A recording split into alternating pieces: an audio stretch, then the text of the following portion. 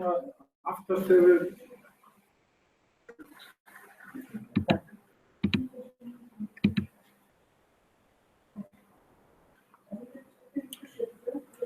sem var að tekið upp síðan.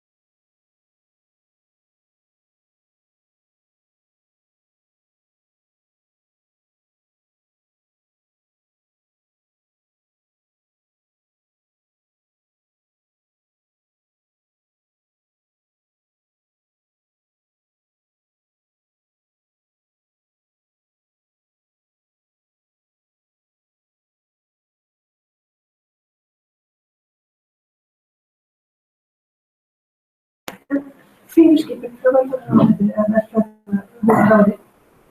Mér finnst það bara fáránlegt að þeir meina.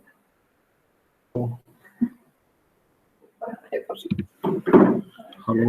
Nú, skoðum það eins.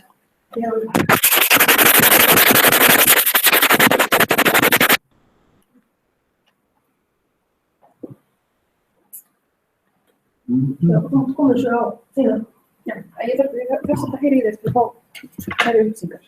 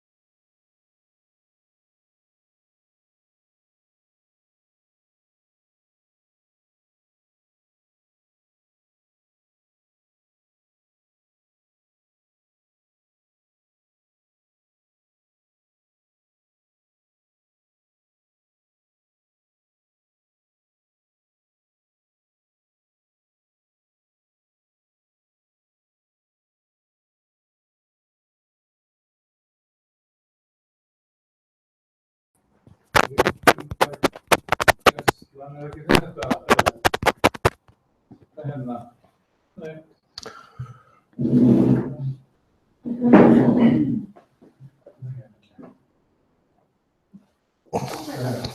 Þetta, mástu hvað heitir?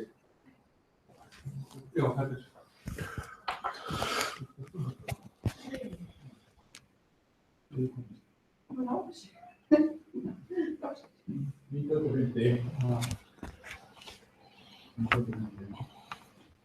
Þá erum við bara að skoða þetta. Það getur ekki bara... Ég er fyrstur. Helga bara sett í. Já. Hver ætlar að vera fyrstur? Helga.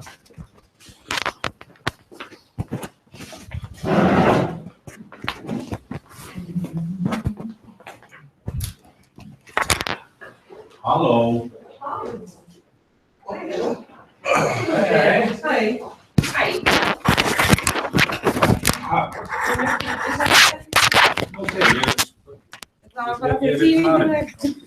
Þarna fyrir ofan. Það þarna, þetta músar, ekki taka hann úr. Þetta bara hann fyrir ofan. Spætlaði svo. Já, Fórstu að metra heyrður. já, ekki rosa.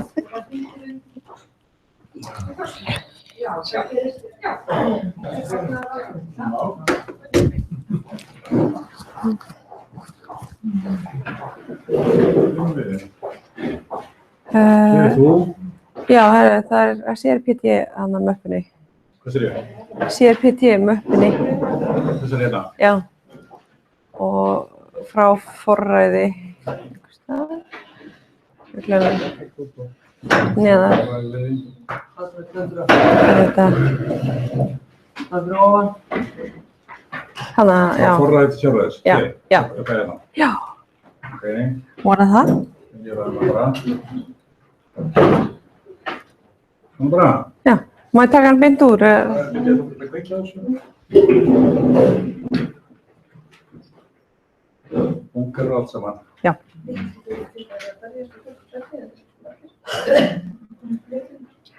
Svona bara. Hei. Hérna er síðan mús, álus. Já,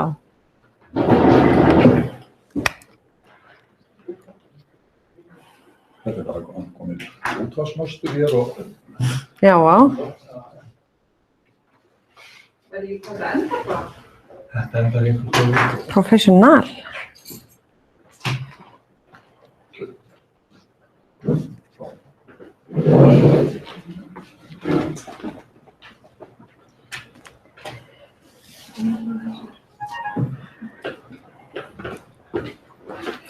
Geima þetta. Hæ, Segðu þetta. allt fínt, ennþá. Já, gengur vel. Haha, Eða þannig? já, nógu vel, nógu vel. En hjá þér, hvernig gengur? Ertu að tala um engalífið? Nei. Ég er rosa hress.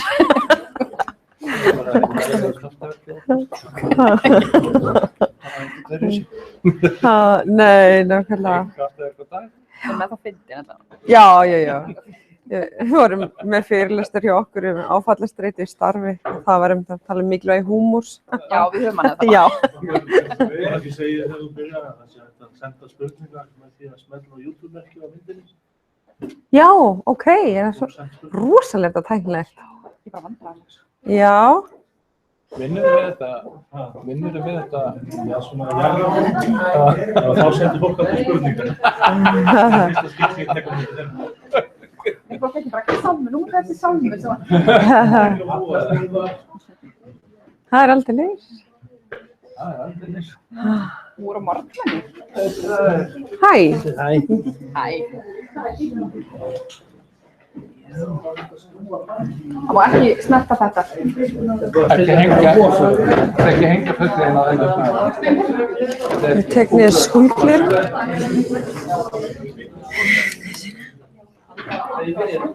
Spennandi. Já.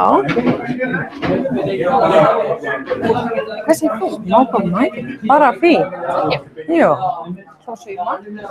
Já, svona. Þegar ég hef smá tíma, þá reyni ég að gera eitthvað svona. Skemmtilega. Það er mjög skemmtilegt. Þetta er svona, það er búin að vera svona mikill veikinda-pési litli. Það er bara, já.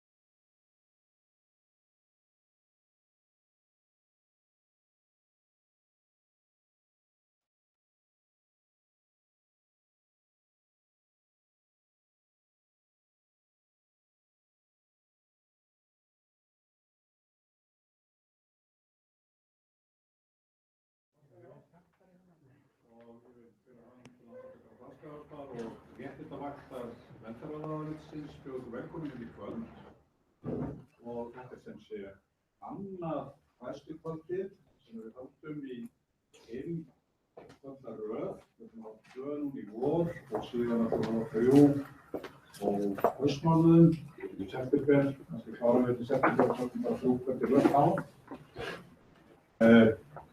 Í viku þá fjölluðum við hér almannatryggingakerfið og þær breytingar sem verða þegar börn veitast í fullorðið fólk og bótakerfið breytist úr umönnunargreiðslum til foreldra og í oft og tíðum örorkulífeyrisgreiðslur til einstaklinga sjálfra.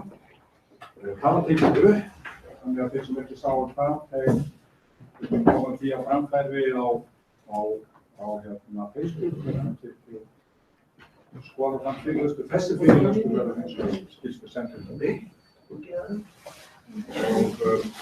þetta kvöld í kvöld, það fjallar kannski þessar lagalegu breytingar sem að verða á stöðu einstaklinga við það að verða 18 ára lögreglu og Helga Baldursdóttir, Helgadóttir og Lafþræðingur hérna í dag. Hvað gerist, hvernig íslensku löggjöf hvað þetta varðar og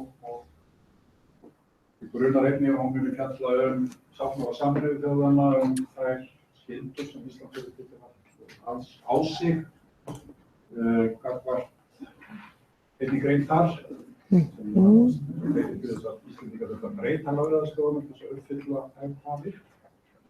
Og síðan munu þau Halldór Gunnarsson, sérfræðingur í velferðarráðuneytinu og Auður Finnbogadóttir, maður í Reykjavík, fjalla hvað fjalli efnisins hans svo kallaða laga. Ég er hérna með spjald,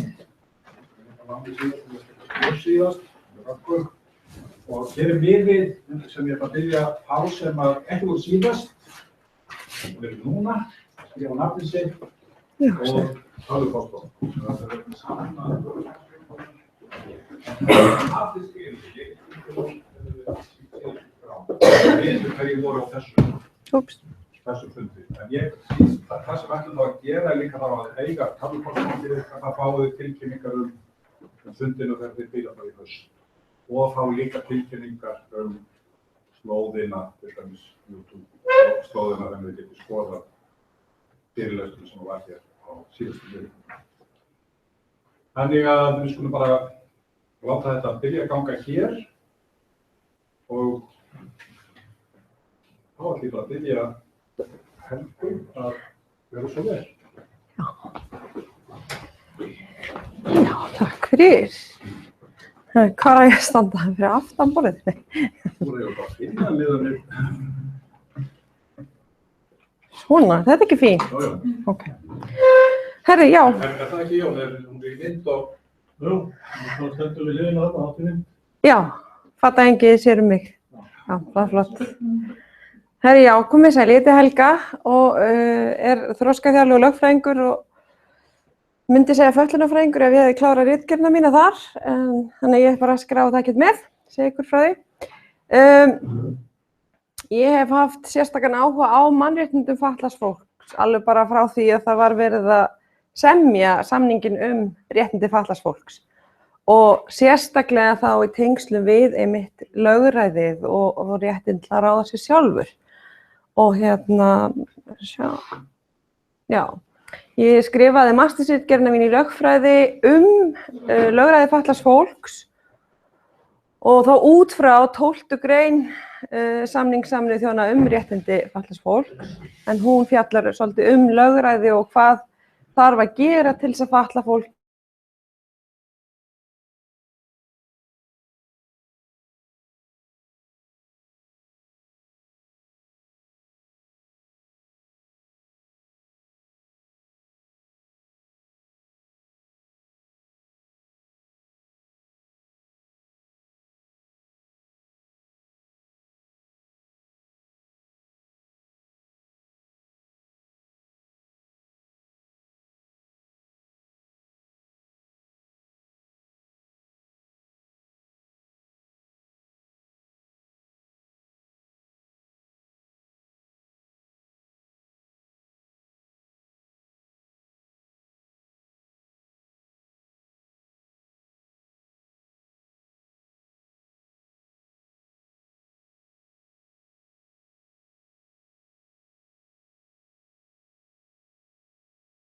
þjónustan skipulað, fordómar og svo framvegis.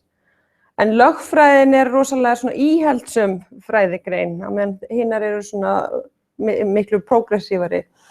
Og að mínu mati svona frekar gagnrýnislaus á sínar þekkingafræðilegu forsendur, þú veist, á hverju hún byggir. Og þannig að það mjög gaman að taka þetta svolítið svona og flétta þetta saman. Nú eins og þið vitið eflaust að þá bara síðustu áratugi þá hefur mannréttindabarátta fatlaðs fólks rosalega mikið snúist þetta að fá að vera gerendur í eigin lífi. Fá að vera sjálfstæðir einstaklingar sem taka eigin ákvarðanir út frá sínum eigin forsendum. En ekki viðföng annarra sem þarfnast verndar og forsjár ófatlaðs fólks. Og titillinn á ritgerðinni minni svolítið skírskotin í þetta og ber heitið Frá forræði til sjálfræðis.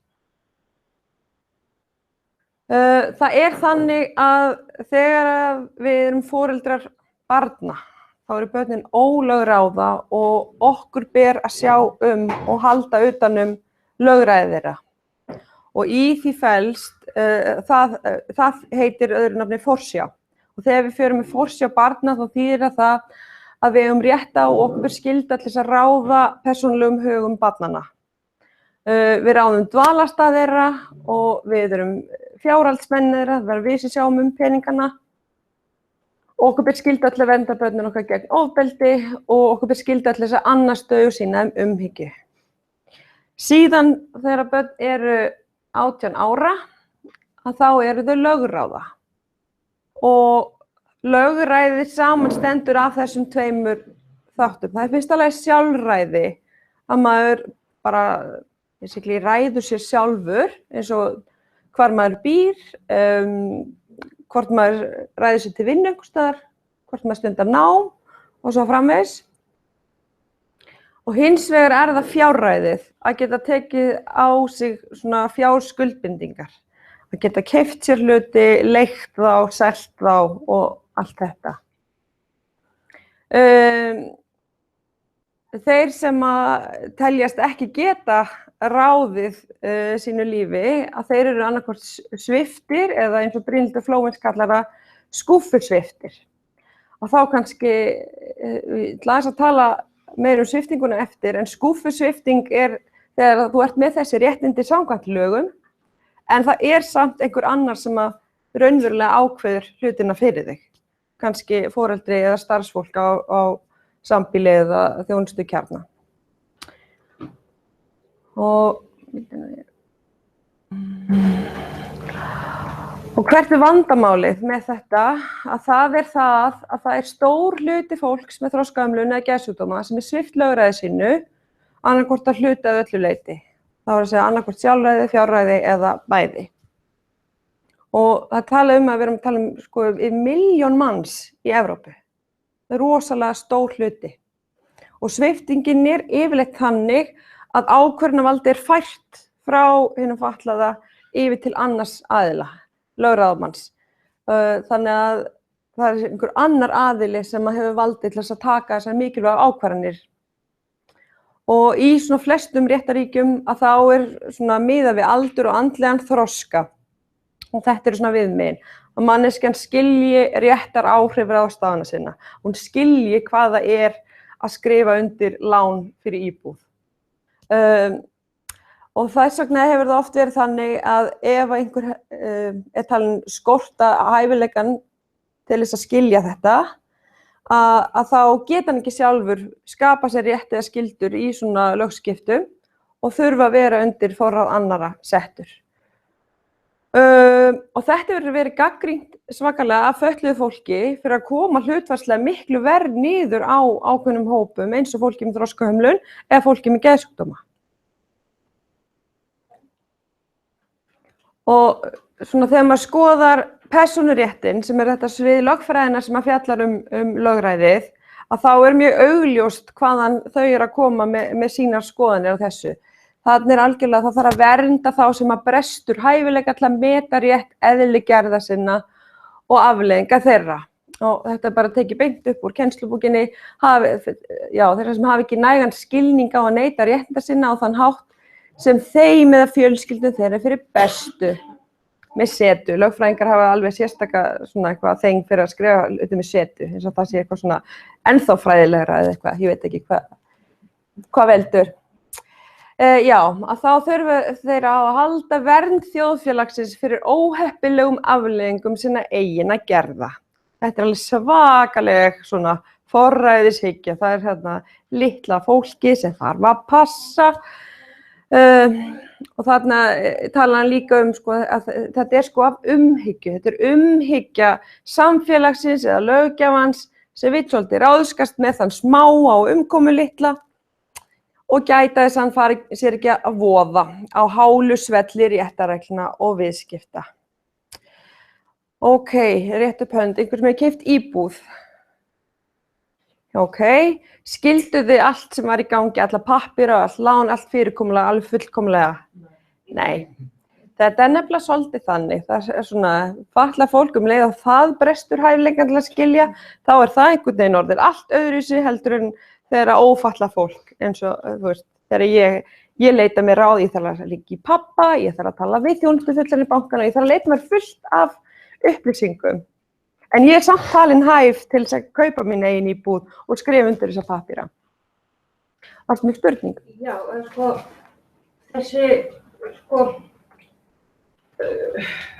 mín reynsla segir að þegar að ræða sem sagt fatlaðar einstaklingur sem með greiningar og einhverja hluta þá lendir hann fyrir sem sagt fyrir dóm út okkur í máli.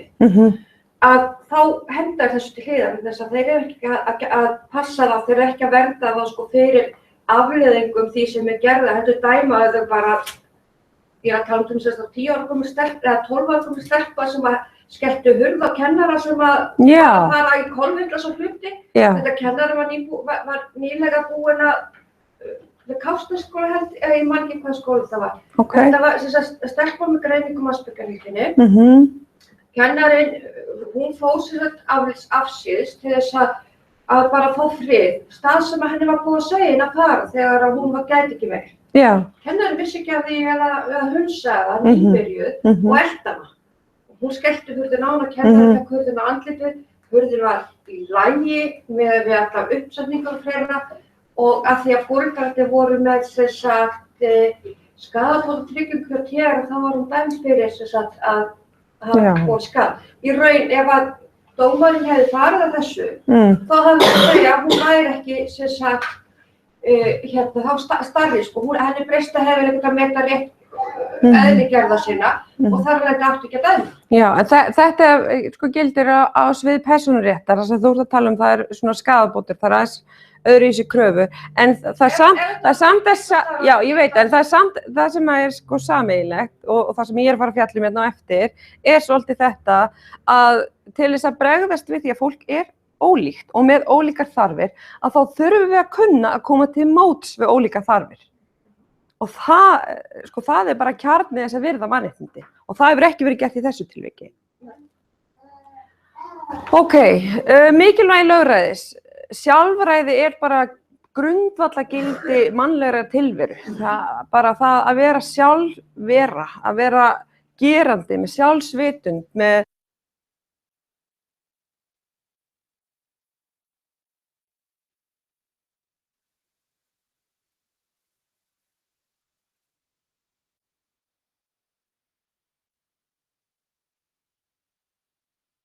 þess einhver sé að skipta sér af og mikið. Afskipti ógna mennsku, reisn og sjálfsvirðingu. Þetta alveg svona mikilvægt og þetta bara grundvallarstef í allri mannréttindalöggjöf sem að varða persónufrelsi og einkalíf. Okkur mjög annt það að við fáum að taka okkur eigin ákvarðanir, gera mistök, læra af þeim eða ekki læra af þeim, þú veist, en bara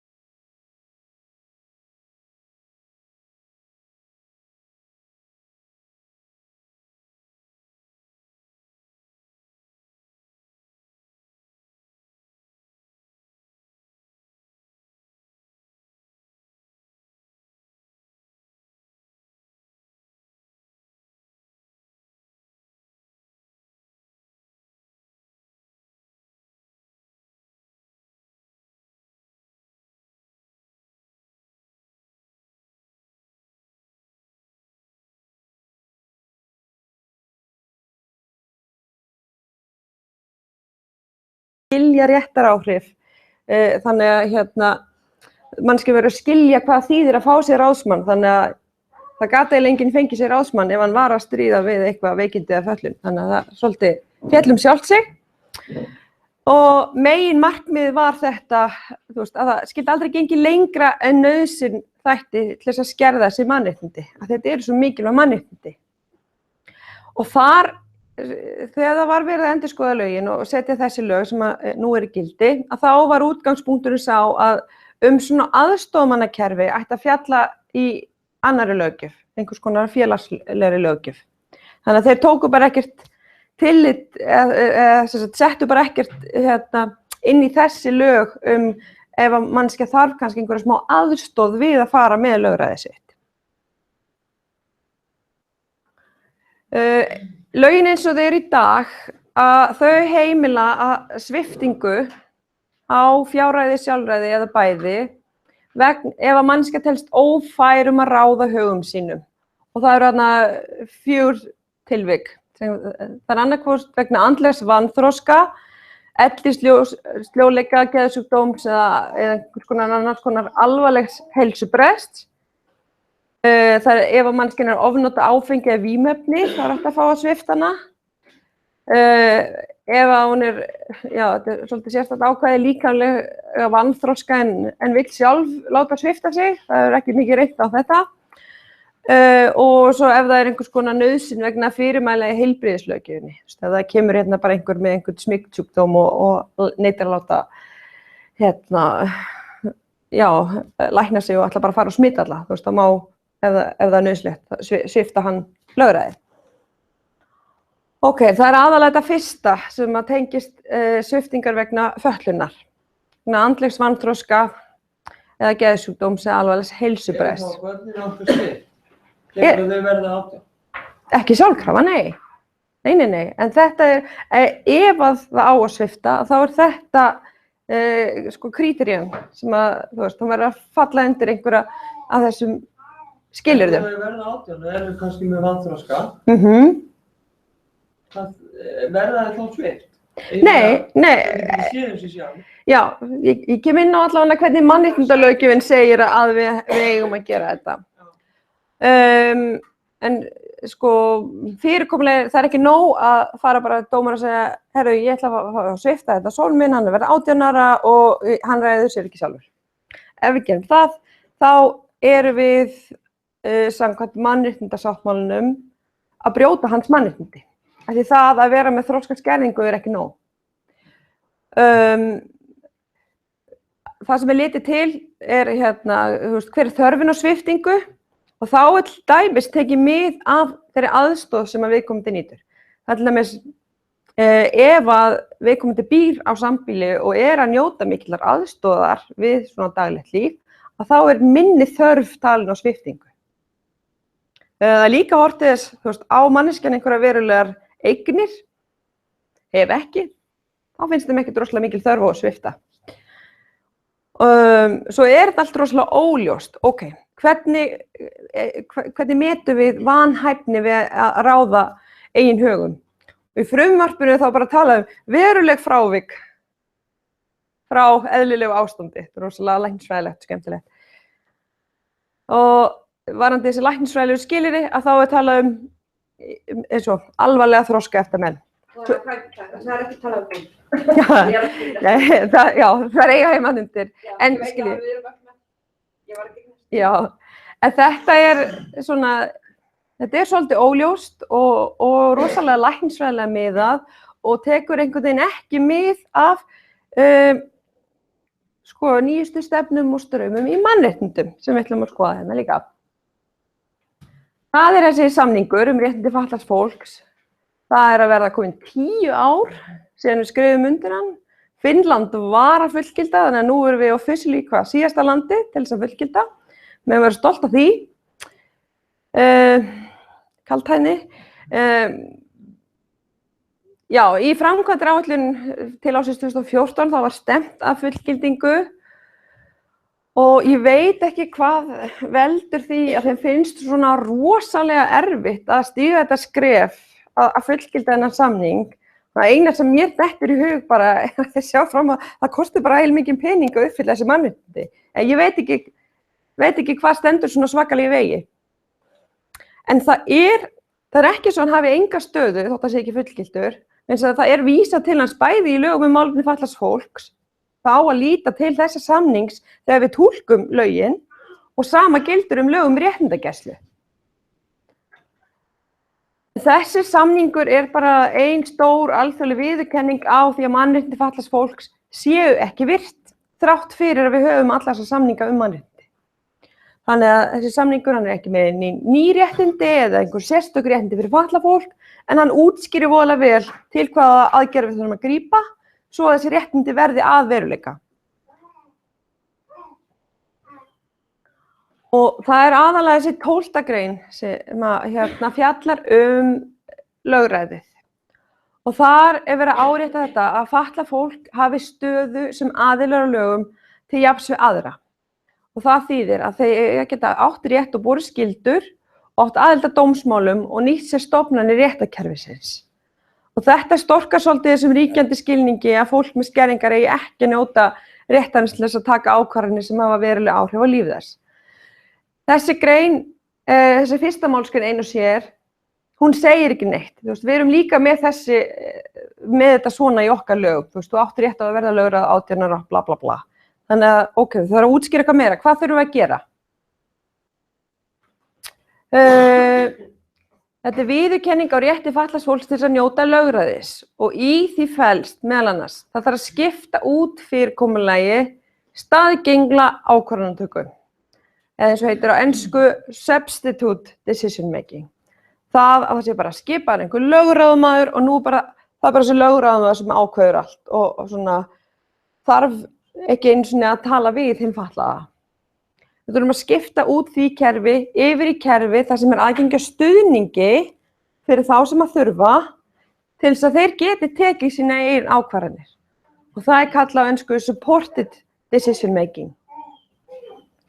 Og þetta er það sem ég sagði áðan. Þegar meint eða raunveruleg skerðing og andlegu hæfi látin réttlæta lögræðissviptingu í stað þess að veita manneskjunni viðeigandi stuðning að þá það mismunun á grundvelli fötlunar. Ok. Þá þarf auðvitað að gera einhverja ráðstafanir svo að þessi réttur verða veruleika. Það þarf að veita aðstoð eða stuðning bara til þeirra sem þess þarfnast við að nýta sér lögræði sitt í einstökum tilvikum. Ekki bara stuðning sem gildir allt heilt yfir, heldur stuðning, það þarf kannski ekki að styðja fólk við að ákveða hvort það ætlar í nám eða í hvaða skóla, en það þarf kannski að styðja það þegar það að skrifa undir þessa lánapappíra, alveg svo við njótum öll stuðnings þegar við erum að skrifa undir einhverja lánapappíra. Og þetta sérstaklega hugsað, það mjög áhugavert, þetta sérstaklega hugsað fyrir fólk sem með miklar þjónustuþarfir. Þannig að næsta málsgrein, hún miðar algjörlega að því, ok, hvaða verndaráðstafanir getum við haft til þess að það verði hægt og þessi svona stuðningur verði ekki misnotaður.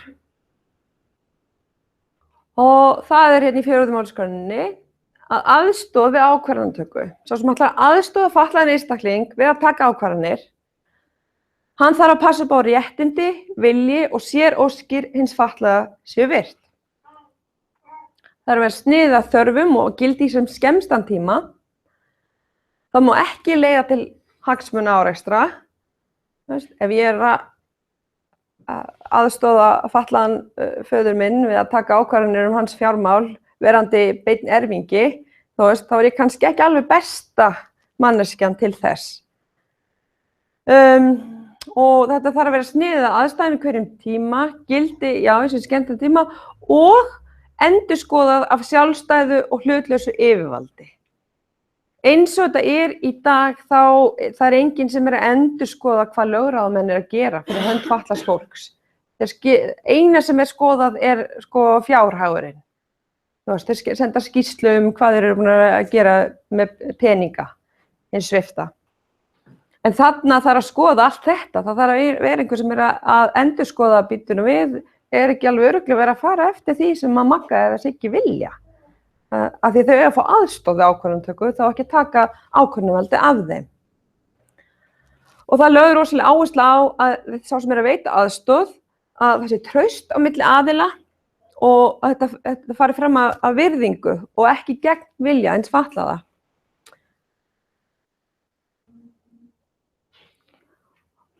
Og í framkvæmd þá þetta yfirleitt þannig, það þessi staðgengla ákvarðanataka sem einkennist af því að fatlað fólk það missir lögræði sitt. Það einhver annar sem hefur vald til að skipa staðgengilinn, jafnvel gegn vilja hins fatlaða. Þú veist, dómari getur skipað móður hins fatlaða lögráðamanns þótt að hinn fatlaði vilji það ekki. Og útgangspunkturinn svolítið að vera að taka ákvarðanir út frá því sem fatlaða fyrir bestu. Þú veist. Og þetta alveg gott og gilt og velmeinandi og á mjög vel við þegar við erum að hugsa börnin okkar. Við þurfum að hugsa hvað börnunum okkar fyrir bestu. En það sem gerist þegar börnin okkar verða 18 ára, að þá þarf maður svolítið að geta bitið í kinnarnar og horft á börnin sín svolítið, fá að gera mistök og vonandi læra af þeim.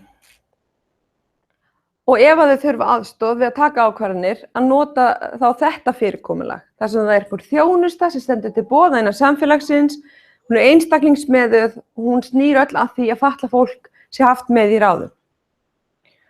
Og svo bara til að ítreka rétt fatlaðs fólks til þess að fara með sína eigin peninga, að þá sérstök grein bara alveg til þess að ympra á þessu, að þá að gera allar viðeigandi og árangursríkar ráðstafanir til þess að tryggja jafnan rétt fatlaðs fólks til þess að eiga og erfa eignir, stýra eigin fjármálum, hafa jafnan aðgang að bankalánum, veðlánum og annarri fjárhagslegri fyrirgreiðslu og tryggja það að fatlað fólk sé ekki svipt eignum sínum að geðþótta.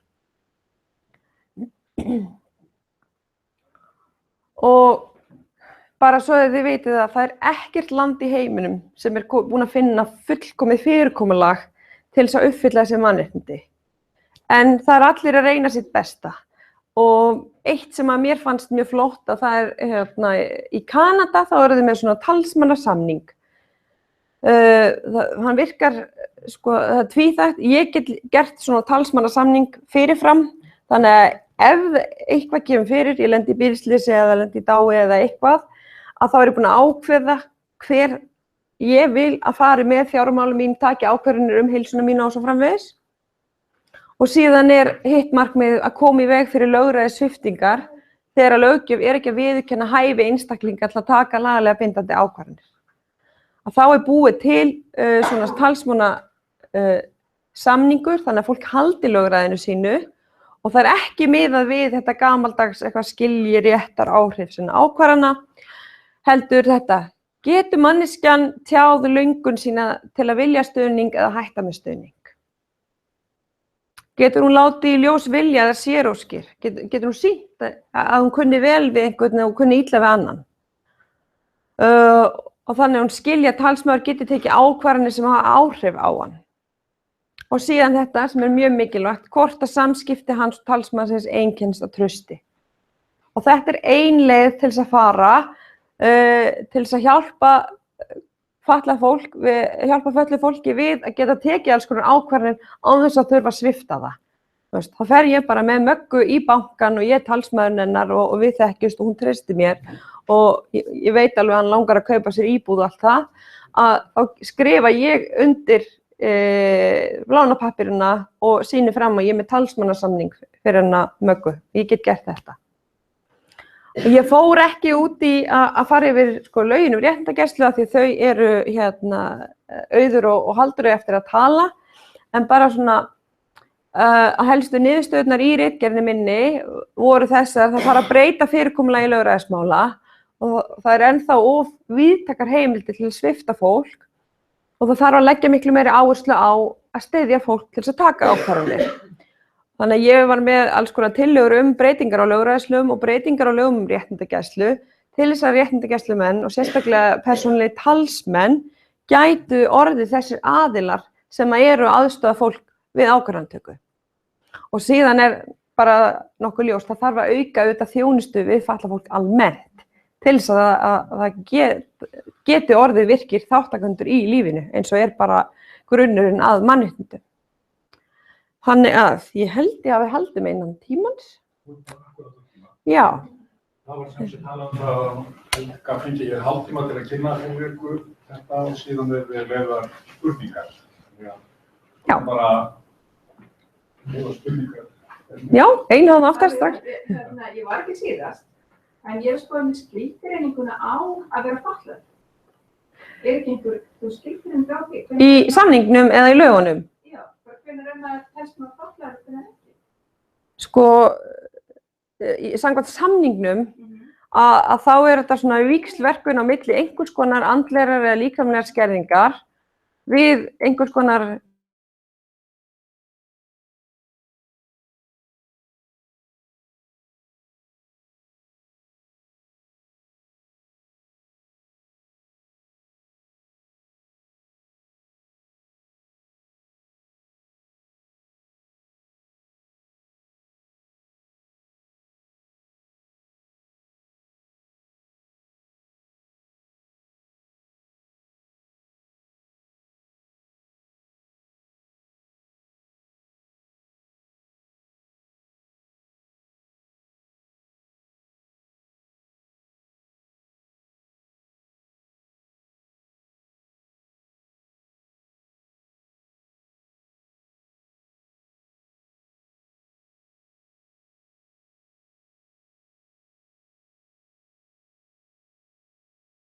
margar útfærslur á því, skilur við. Eitt að hafa svona, eins og ég með hérna talsmannasamning, en það sem fyrirkomulag sem við erum með fyrirkomulag réttindagæslu sem Halldór ætlar að fara þess út í og ég myndi sko, bara þess að við segjum stuttumáli að fólk getur fengið persónulegan talsmann hérna á Íslandi. Já. En þeir hafa rosalega takmarka umboð til þess að hjálpa við þessar stóru hluti, kaupa bíl eða fasteignir. Þannig að það þyrfti til þess að uppfylla samningin og ef við ætlum að nota þessar persónulegu talsmenn samkvæmt réttindagæslulögunum, þá þyrfti að veita þeim meiri heimildir til aðstoðar í stórum málum. Sko, ég veit fólk sem maðurinn lamaður. Já. Og konan, hún á ekki að sinna ýmsum þörfum sem hann hefur, til dæmis eins og að koma sér í rúmið, þá þarf hann hjúkrunarfræðing til að lyfta sig upp í rúmið, hún má ekki snerta hann. Okay. Verður þannig með þegar börnin okkar verða 18 ára, að ég eigi ekki að ganga einhver hlutverk sem einhver aðstofamaður á að koma inn á heimili? Sko þarna, það eiginlega engin ein leið til þess að segja hvernig þetta á að vera, þú veist. En barnið þitt, þegar það verður 18 ára, að það verður allan að hafa val það hver það sem aðstoða. Ef hann vill ekki að þú sért aðstoðan við að kaupa íbúð, skilur, að þá á hann rétt á að leita til réttindagæslumanns sem skipa persónulegan talsmann. Ef hann vill að persónulegi talsmann sér þú, þá það hægt, skilur. En þá réttindagæslumaðurinn sem að fylgist með því að það hann sem að vill það. Og ef hann velur mig, það þá í starfi? Nei, að þá hefurðu heimild til þess að aðstoðan. Geima kannski persónulegan talsmann. Já. Þín flókið spurning kannski.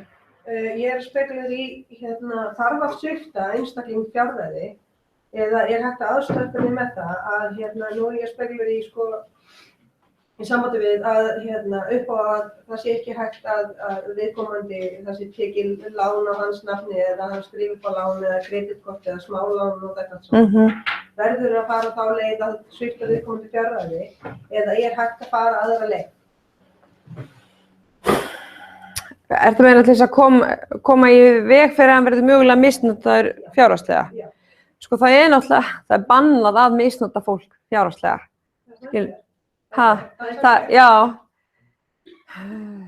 Og einstaklingur kannski skilur ekki hvað það sem hann skrifa undir eða samþykkja eða hvað það er. Já. Eða jafnvel farið þá leið að einstaklingurinn platar þá þú bara kredit. Já. Þá getur þú keypt þér eins mikið namn og þig langar. Já.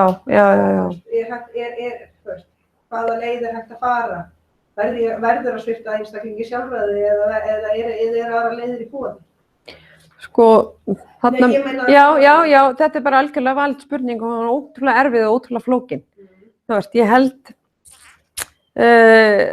að sko fyrsta skrefi myndi alltaf vera að reyna að leita til réttindagæslumanns og reyna að fá einhvers konar talsmann inn í málið. En ef að það gengur ekki og það er ítrekkað verið að misnota þú veist, já, ég vil náttúrulega aldrei vera talsmaður sko sviptingar, en þú veist, það þýðir samt ekki að það þurfi ekki í einhverjum tilvikum, skil ég. En ef að viðkomandi með talsmann, Já. en þú veist, segjum að hérna, þú veist, bróðir sé talsmaður, en systirinn fer með viðkomandi í bankann, menn að það er eitthvað sem segir að það þurfi að hafa samband við bróðurinn sem talsmaður? Ekki eins og lögin okkar í dag, nei. Þannig í rauninni þú veist, það er alveg. Já. Ég kannski bara skjóta inn í, ef að einstaklingur kýs að fá aðstoð við þetta, þá er þetta ráðsmanna system, það getur hann óskar eftir þessu system að vera ráðsmann, aðstoð var ekki þjóð. Það var á þess að skrifting sér í staðar. En þetta er fyrirbyggingu? Já, hvað er þetta að gera það? Það er klárið í einhverjum. Fleiri spurningar áður en að við hættum áfram? Ef þú ert með einhvern af þessum varnöglum inn í kerfinu og þú ert með talsmann eða eitthvað slíkt, er þá einhvað í bankakerfinu sem blikka bjöllur ef að þú sækir lán eða eitthvað svoleiðis? Eða er það eitthvað, flettir bankinn því einhvers staðar upp og þú sért með eitthvað sem ætti að ráðsfæra sig við? Nei, allavega ekki eins og þetta er núna og en það er náttúrulega, sko það eru rosalega mikið bara einstaka bankar sem eru að ákveða hvort að þeir sko taki við, hvað ég að segja, fötluðu fólki sem lántakendum eða ekki. Þetta er rosalega heips hef ég heyrt og það þyrfti bara einhvern veginn að taka ákvörðun þú veist, hvernig fyrirkomulag viljum við hafa, því það er ekki komið þetta fullkomna fyrirkomulag sem uppfyllir öll þessi mannréttindi. Þannig að Spurningar áður en við hleypum þeim að Halldóri og Auði ætla að að byrja Halldóri eða? Verður hérna Helga? Já. Þannig að sem sé, ef að vakna einhverjar spurningar sem að snúa lögræði beitt, þá verður Helga hérna, þannig að við skulum bara þakka henni fyrir bíli og Auður Góðdóttir réttindagæslumaður. Sko, þið getið smeygt ykkur og fengið ykkur kaffi og vatn aftast í horninu og keks. Einhver hornin sem lætur ganga til hinna kannski, það sem ekki á fólki. Það er hvað að segja sko bort.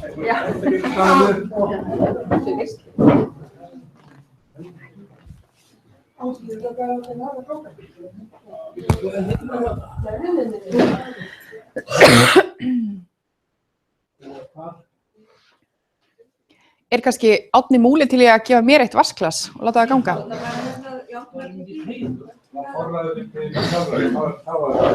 Helga? Svo þetta hérna, réttindagæsla. Ekki. Hvað heitir þú? Hvað heitir? Segja þetta, ég held að þetta sé hann. Réttindagæsla, Halldór með að koma vilja til skipa. Já. Já, þetta er mitt.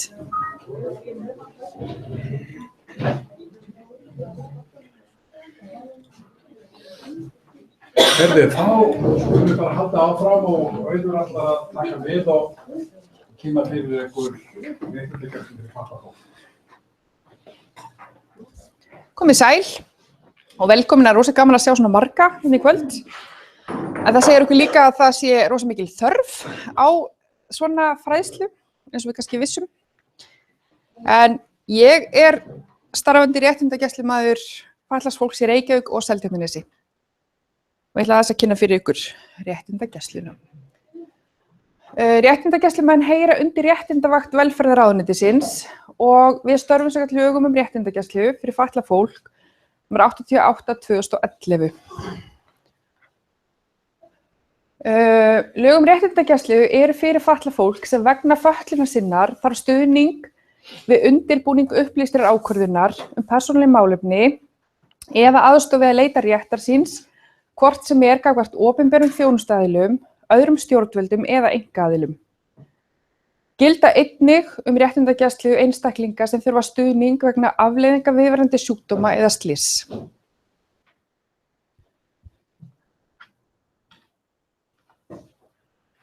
Réttindagæslumenn eru starfandi á öllu landinu, af því nú veit ég að það ekkert allir hér sem eru í Reykjavík og við erum að senda út líka út á land að þetta skipting svæðana. Við störfum svæðisbundið og það eru 9 starfsmenn í 5 stöðugildum og svæðin eru 7.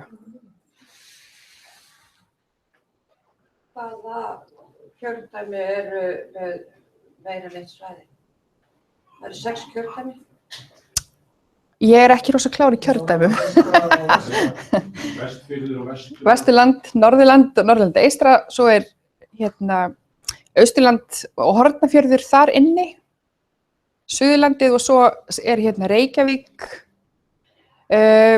Garðabær, Mosfellsbær og Kópavogur. Þau getur langast, ég skal sýna ykkur eftir, ég ætla að fara, þegar ég er búin með fyrirlesturinn, ætla ég að fara inn á svæði sem inn á velferðarráðuneytinu og sýna ykkur hvar allir geta fundið upplýsingar mismunandi réttindagæslumenn og þannig að sjá svolítið hvernig það lítur út og þessi mynd þaðan.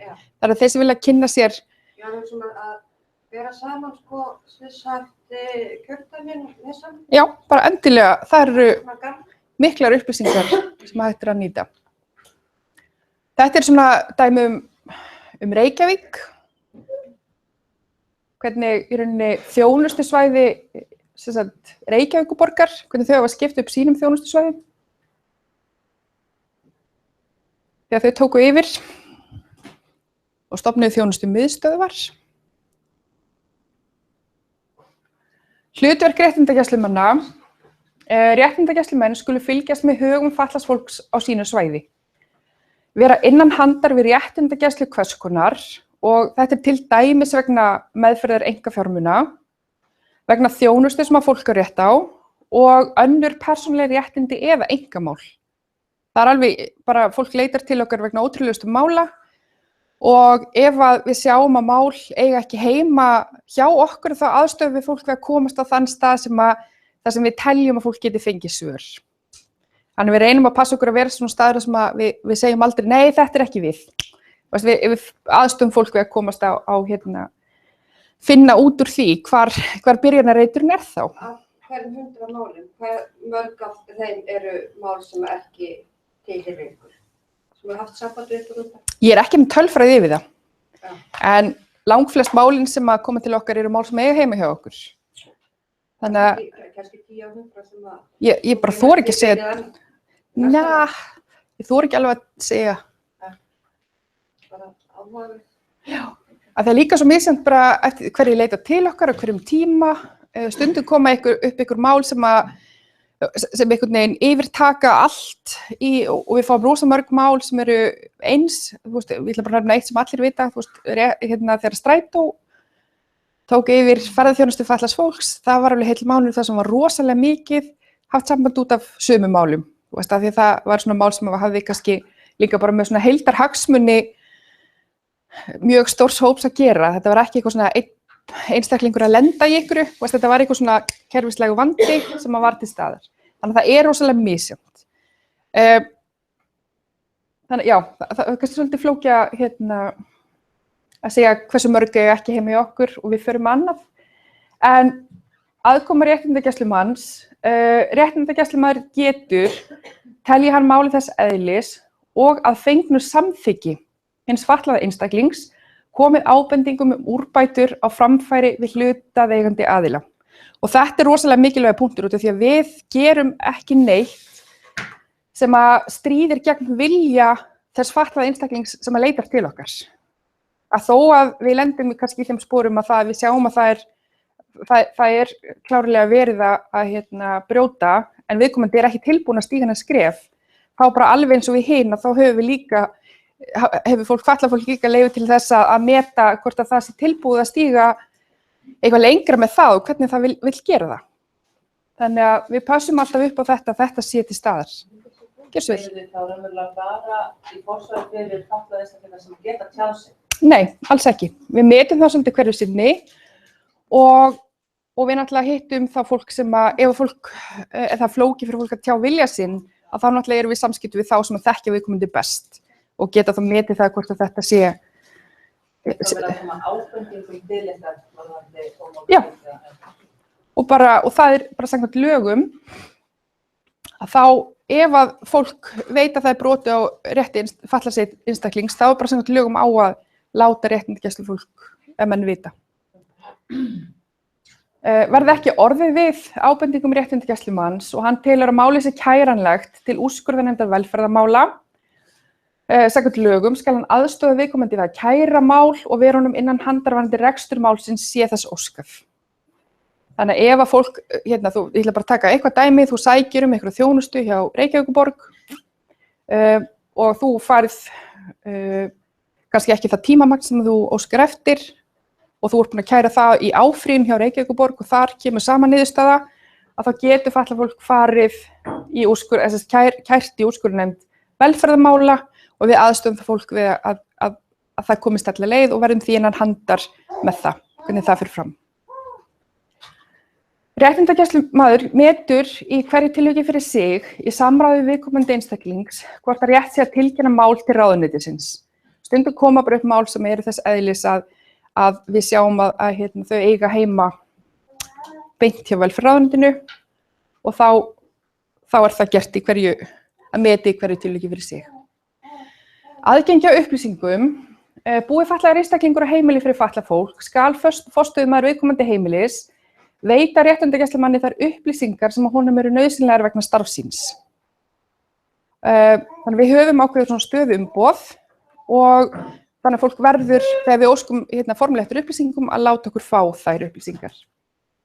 Þegar að ræða upplýsingar sem varða persónuleg atriði eða upplýsingar einkafjármuni hins fatlaða einstaklings skal leita eftir samþykki hans eða þess sem að heimild hefur til þess að koma fram fyrir hans hönd, til dæmis persónulegs talsmanns.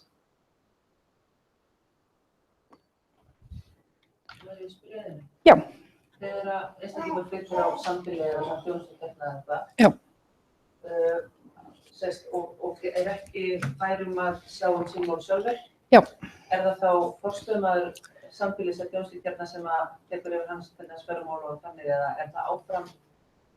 Það er bara algjörlega hver vilji viðkomandi og ef að viðkomandi hefur persónulega talsmann, að þá er það bara unnið í samstarfi við hann hvernig það er. Það er allir gangur á því. Það var einu sinni þannig að og það er kannski ekki rosalega langt síðan og það er kannski það sem að flesti foreldrar kannski hræðast, að við það að fara inn á staði þar sem mikil þjónusta er að missa einhvern veginn það sem að þú hefur verið að aðstoða viðkomandi með og fjármál er eitt af því sem fólk talar oft um. Þú veist, ég hef aðstofað við að kaupa föt og borga fyrir tónlist og alls konar hluti og myndi gjarnan vilja vera áfram í því hlutverki. Og það er bara eitthvað sem að til dæmis persónuleg talsmaður verið hlutverki persónulegs talsmanns getur heyrt áfram undir, þrátt fyrir þá flytur og nýtir þjónustu fötlunar vegna. En það er líka hægt að gera samninga það að forstöðumaður sjái til dæmis fjármál, að greiða þessi daglegu útgjöld og að foreldrar hafi bara sína aðgang inn í heimabanka, eitthvað svoleiðis, eða þetta sé samvinna með einhverjum hætti, það er allir gangur í því.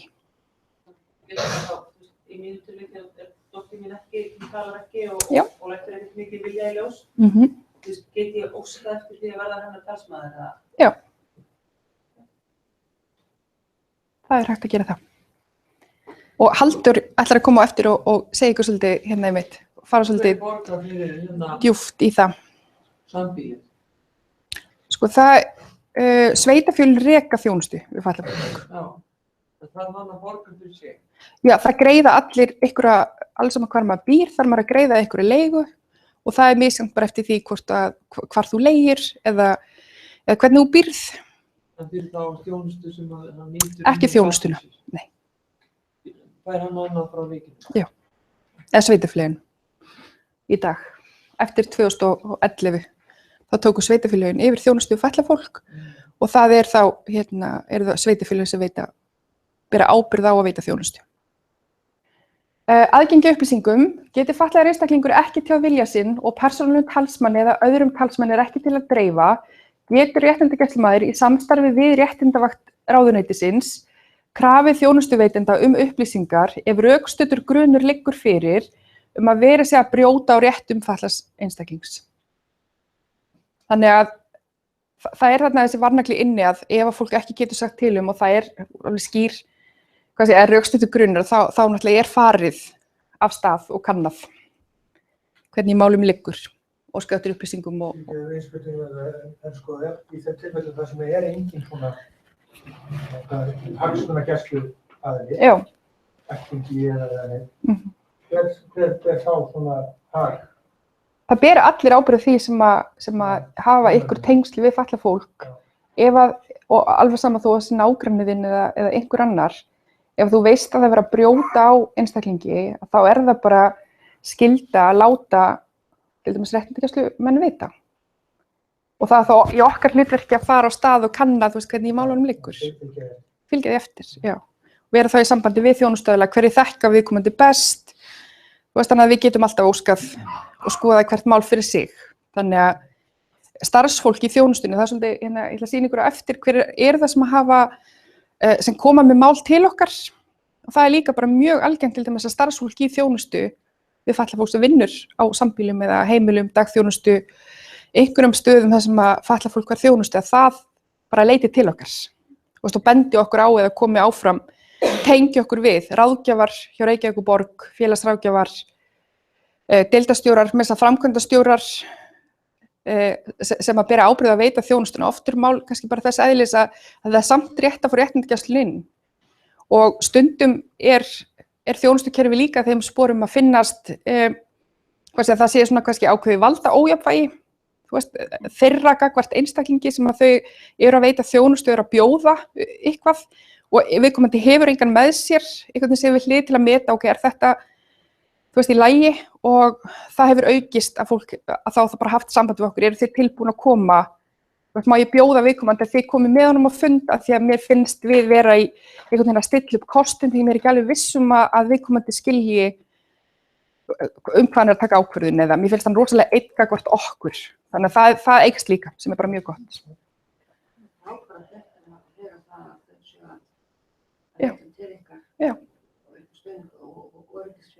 Já, og það geta allir leitað til okkar.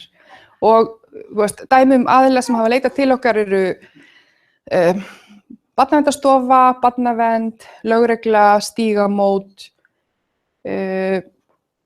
þjónustu, en alltaf þeir sem eru að veita þjónustu. Það er alveg ótrúlegust aðila sem hafa leitað til okkar. Starfsfólk hjúkrunarheimila, það er bara mjög svona breiður. En réttindagæslumenn halda skrá persónulega talsmenn á sínu svæði. Og það er í okkar hlutverki að veita persónulega talsmönnum, þeim sem hafa gert þessa samninga persónulega talsmenn, sem að Halldór kynnir hérna eftir, að í lögunum stendur að við eigum að hafa eftirlit með störfum þeirra, og við höfum það að minnstu kosti árlega, en ég myndi með það þannig eftir að hafa verið í ákveðin tíma í þessu starfi, við erum líka ótrúlega mikið að veita bara persónulega talsmönnum stuðning í sínu hlutverki. Og hvetjum þá sem að gera samning það að vera persónulega talsmenn til þess að vera í sambandi við okkur ef það er einhver atriði sem þurfa aðstoð með, einhverja upplýsingar, fólk veit kannski ekki alveg hvernig, þá snúið sér einhverjum málum endilega að hafa samband. Þannig að minnstu kosti árlega hittum við talsmenn með fötluðum einstaklingi og förum yfir það hvernig gengur. Ef að fjárhagshlutin er inni, þá förum við svolítið yfir það, yfir bókhald, og líka bara hvernig gengur að rækja hlutverki er eitthvað sem að stendur út af, sem að talsmann hefur ekki tekist að vinna með. Þannig að það er bara, við erum ekki bara eftirlitsaðilinn, við erum líka með ráðgjöf og stuðning. Hvað gerði ég nú? Þagnarskylda, réttindagæslumaður skal geta þagnarskyldu þau atvik sem honum verða kunn í starfinu og leynt eiga að fara vegna persónulegra hagsmuna hins fatlaða einstaklings og almennu hagsmuna. Og þagnarskyldan helst þó að láti sig að starfi. Og þetta er rosa mikilvægt fyrir fatlað fólk sem leitar til okkar sem oft vill, rosalega óöruggt með það einhvern veginn hverjir fá að vita, ég sé að tala við þig, hvað getum við heyrt, og það bendir kannski líka í það átt að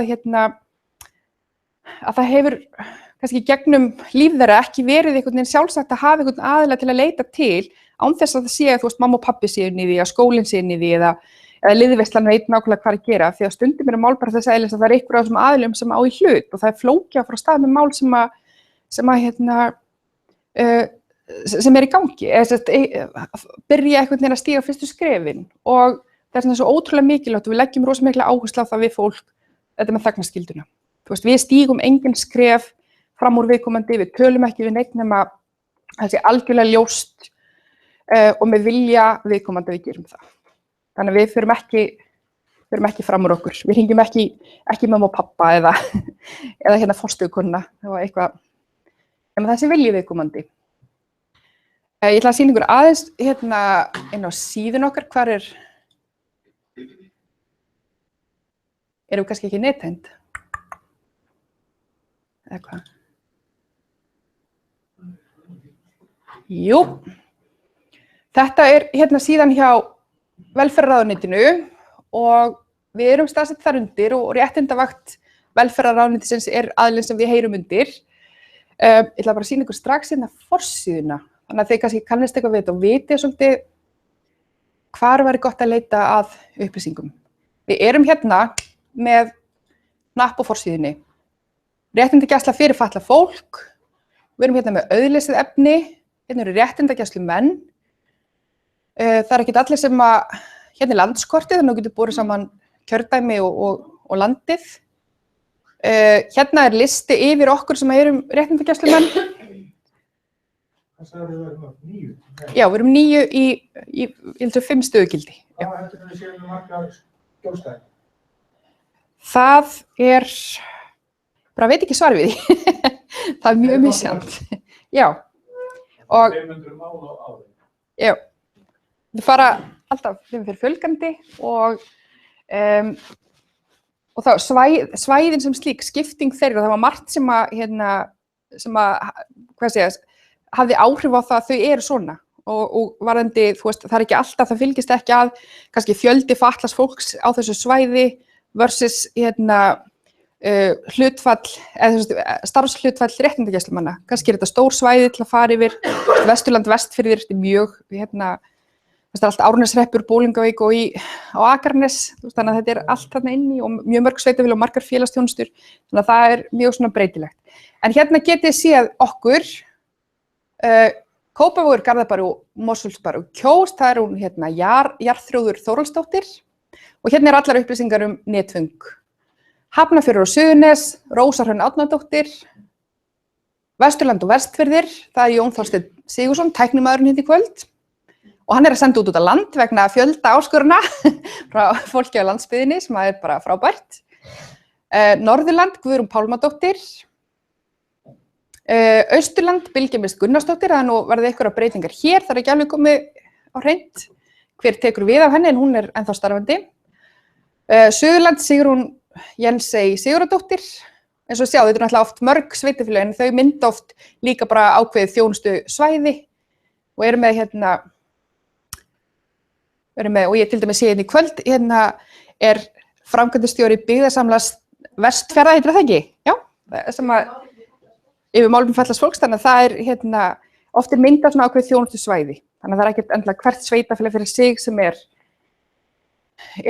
með. Hérna eru alls konar, almennt réttindagæslu, spurt og svarað við, hvað er réttindavaktin, lög og reglur. Hérna er ósvo gott, hérna er bara listi yfir allt saman. Sérfræðiteymi varðandi nauðung og þvingun. Ég fór nú ekki djúpt í það í kvöld en það er einn af þeim þáttum sem er í réttindagæslu lögunum og hvernig ef að það er verið að beita nauðung og þvingun sem er náttúrulega bannað samkvæmt lögum að hvernig skal standa að því að sækja þá ráðgjöf til að koma í veg fyrir beitingu nauðungar og þvingunar, úrskurðarnefnd og bæklingur réttindagæslu. Ég með þetta nokk, ég bjóst ekki alveg við að það er fullur salur, við uppselt, en ég held að sé með einhver svona 10 bæklinga og ég er líka með nafnspjöld fyrir mig, fyrir þá sem að búa í Reykjavíkinni. Þannig að hér sjáu þið, þetta getur við allt saman fundið. Inn á þroskahjálp.is er líka mjög mikið af góðu efni og mikið af auðskildu efni, til dæmis samningurinn.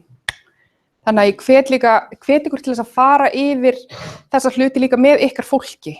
Að þegar þau nálgast 18 ára aldurinn og það er búin að vera mikla pælingar líka varðandi það, hvaða fræðslu getum við veitt ungamennum með þroskahömlun sem er að verða 18 ára og er að detta í það að verða sjálfráða.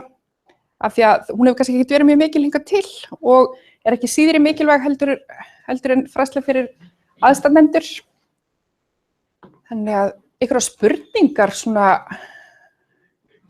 rétt í lokin. Er ég að falla á tíma, Friðrik? Ég bara, það alltaf hefur hvort að við, Halldór, fyrst og svo spurningar. Já. Þegar Jón já, það spurningar utan á landi? Já. Já, ok. Það hérna frá Austurlandi. Það að spyrja sem sagt af hverju það sé bara 50% hlutfall á Austurlandi. Já, ég get ekki kannski svarið af hverju það er 50%, en hérna, það voru ýmsir þættir sem höfðu áhrif á það. Það var stærra landsvæðis, fjöldi fatlaðs fólks og fleira. Friðrik, þú varst nú eitthvað með puttana í því að hann gæti nú kannski... Þetta var eins og ég segi, þetta náttúrulega þannig að sko, landsfræðilegt og fjöldi.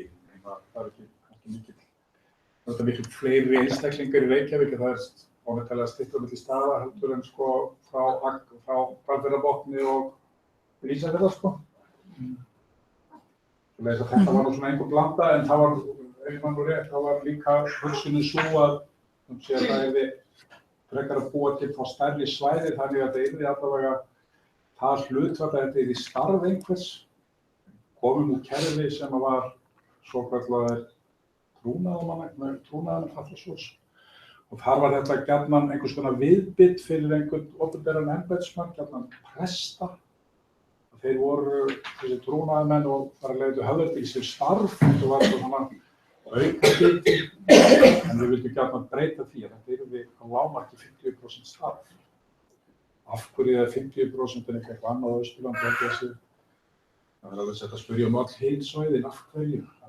Einfalda svarið það að við fengum ekki fleiri stöðugildi og það þurfti að dreifa það með einhverjum hætti. Það voru samt sko þegar þetta var þá minni að þetta ekki nátt 2 stöðugildir á landsvísu áður. Trúnaðarmannakjörn. Það var undir 2. Þannig að það að fara niður í kreppu og 2 í 5 þóttu nú mörgum áskotið sko bratt, sérstaklega fjármála- og efnahagsmálaráðuneytinu. En það var náttúrulega sýnt sig líka að þörfin og því fleiri sem vita af réttindagæslumönnum því algengara verður að fólk leiti til okkar og við sáum það núna til dæmis vorum að halda námskeið fyrir persónulega talsmenn núna í maí og það voru yfir 70 manns á því námskeiði þannig að við sjáum alveg að það er alltaf því meiri þekking sem er á réttindum og okkar starfi að því náttúrulega því meira er að gera hjá okkur. Við í Reykjavík höfum nú fengið smá viðbót og hvort að Vestfirðir fengu ekki ykkur prósent. Smá svona mjattlað. Því allir sammála og því að það þyrfti að auka alls staðar. Ég legg til að við höfum einnig hverju þjónustu hverfi Reykjavíkurborgar en ég er ekki vinsæl því að tala peningafólki. Já, ég vil það kannski taka bara resta spurningum á eftir. Er það ekki bara þannig? Já. Halldór. Takk fyrir mig. Árni Múli sér að brinna fyrirlesurum. Þannig að nú skulum við þakka Auði fyrir og hún kemur hér og svara fyrirspurningum á eftir og Halldór alltaf sér að taka við. Vil ég kannski standa hans upp eða? Nei, menn er þreyttir. Hún er orðin svo meðvitað litlir að hann treystir sig enginn að standa upp til þig.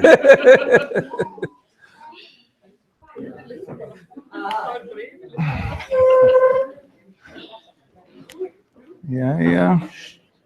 Það er ég að halda á þessu að get ég ekki sett þetta svona? Ég veit ekki hvort að...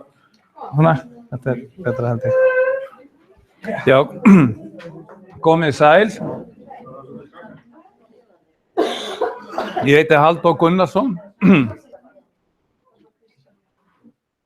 og ég vinn í velferðarráðuneytinu og hef með höndum, hvað ég maður að segja, utanumhald með starfi réttindagæslumanna. Ég er starfsmaður hjá réttindavakt ráðuneytisins og til að segja ykkur bara stuttlega þó að fókusinn sé aðalega á persónulega talsmenn og það sko að út á hvað starf réttindavaktarinnar gengur.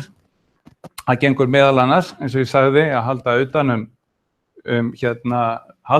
réttindagæslumennina, að miðla fræðslu,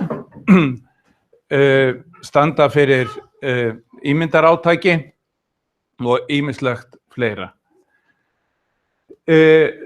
Réttindagæslan réttindagæsluna þannig núna að það inn í velferðarráðuneytinu af þeirri ástæðu, fyrst og fremst að það var ekki hægt að finna því annan stað þegar réttindagæslulögin eru sett 2010.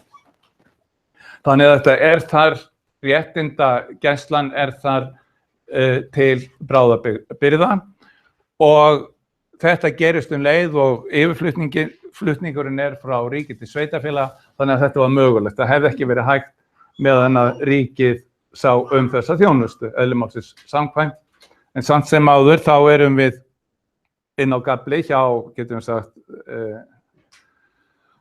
framkvæmdavaldinu og það verið að svona hugsa það og það meira að segja í lögunum réttindagæslu fyrir fatlað fólk talað að finna þessu stað. Engu að síður reynum við að gera okkar besta og ég myndi segja að það gangi miðað við allt og allt bara ágætlega. Nú, réttindagæslulögin sem sagt fjalla þessa réttindavakt. Þið getið séð þetta náttúrulega bara inn í lögunum inn á heimasíðun okkar.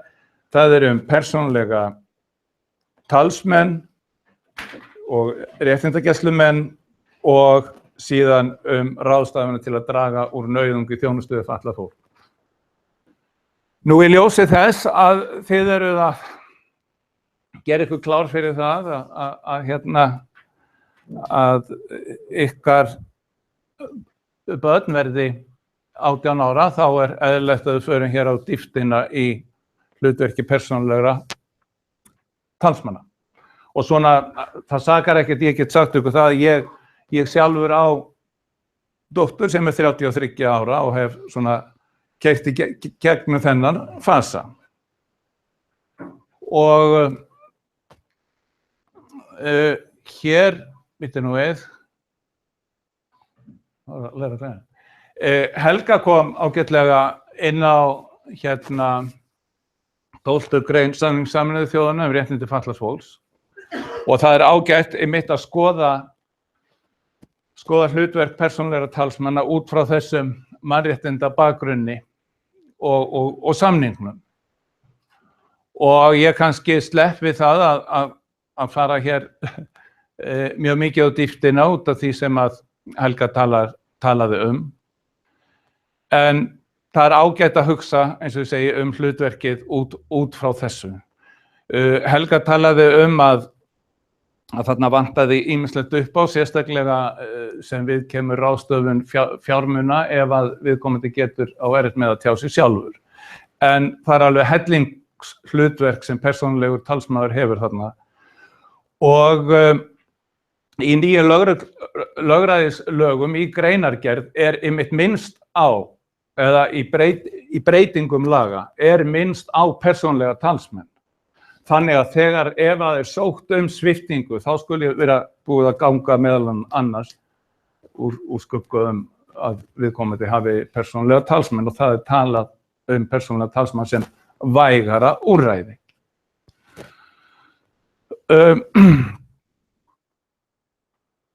Og fyrirgefðu, ég að læra á þetta, ég nú svolítið syfjaður.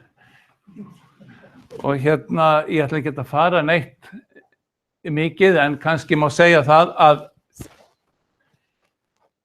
þýðing þessara 12. greinar í stað þess að taka ráðin af fólki kváðið á stuðning til að það ráði ráðum sínum.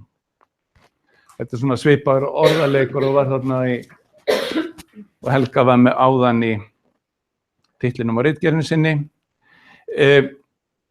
Og lögum hefur verið breytt með tilliti til þessa, þó að ekki hafi verið gengið alla leið, þá hefur verið stigið við skref og talsmannakerfið stórt skref til móts við 12. greinina. Og varðandi, það svolítið gaman að segja frá því að þetta ekki bara spurning lög, þetta líka spurning framkvæmd og það komið mikið samtal, hefur átt sér stað mikið samtal milli til dæmis sýslumanna og réttindavaktarinnar og réttindagæslunnar og allir með þannig að samvinna þar verði meiri heldur hún hefur verið. Og samhliða breytingu á lögunum sem var, eða sem sagt, sú breyting varð á réttindagæslu lögunum leið og þessum lögum var breytt, lögræðislögunum, að nú getur einstaklingur sem að sem sagt sviptur sínu lögræði verið líka með persónulegan talsmann.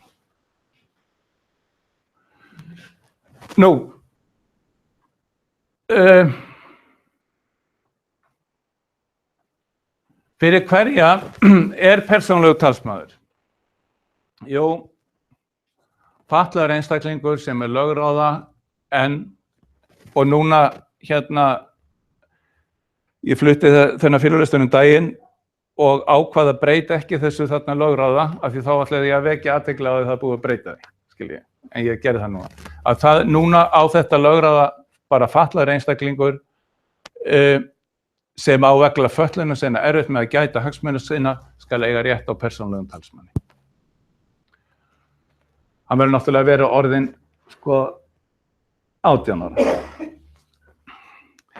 Val á talsmanni, viðkomandi velur sér persónulega talsmann sjálfur eftir atvikum í samráði við réttindagæslumann sem staðfestir val á persónulegum talsmanni með undirritun sinni.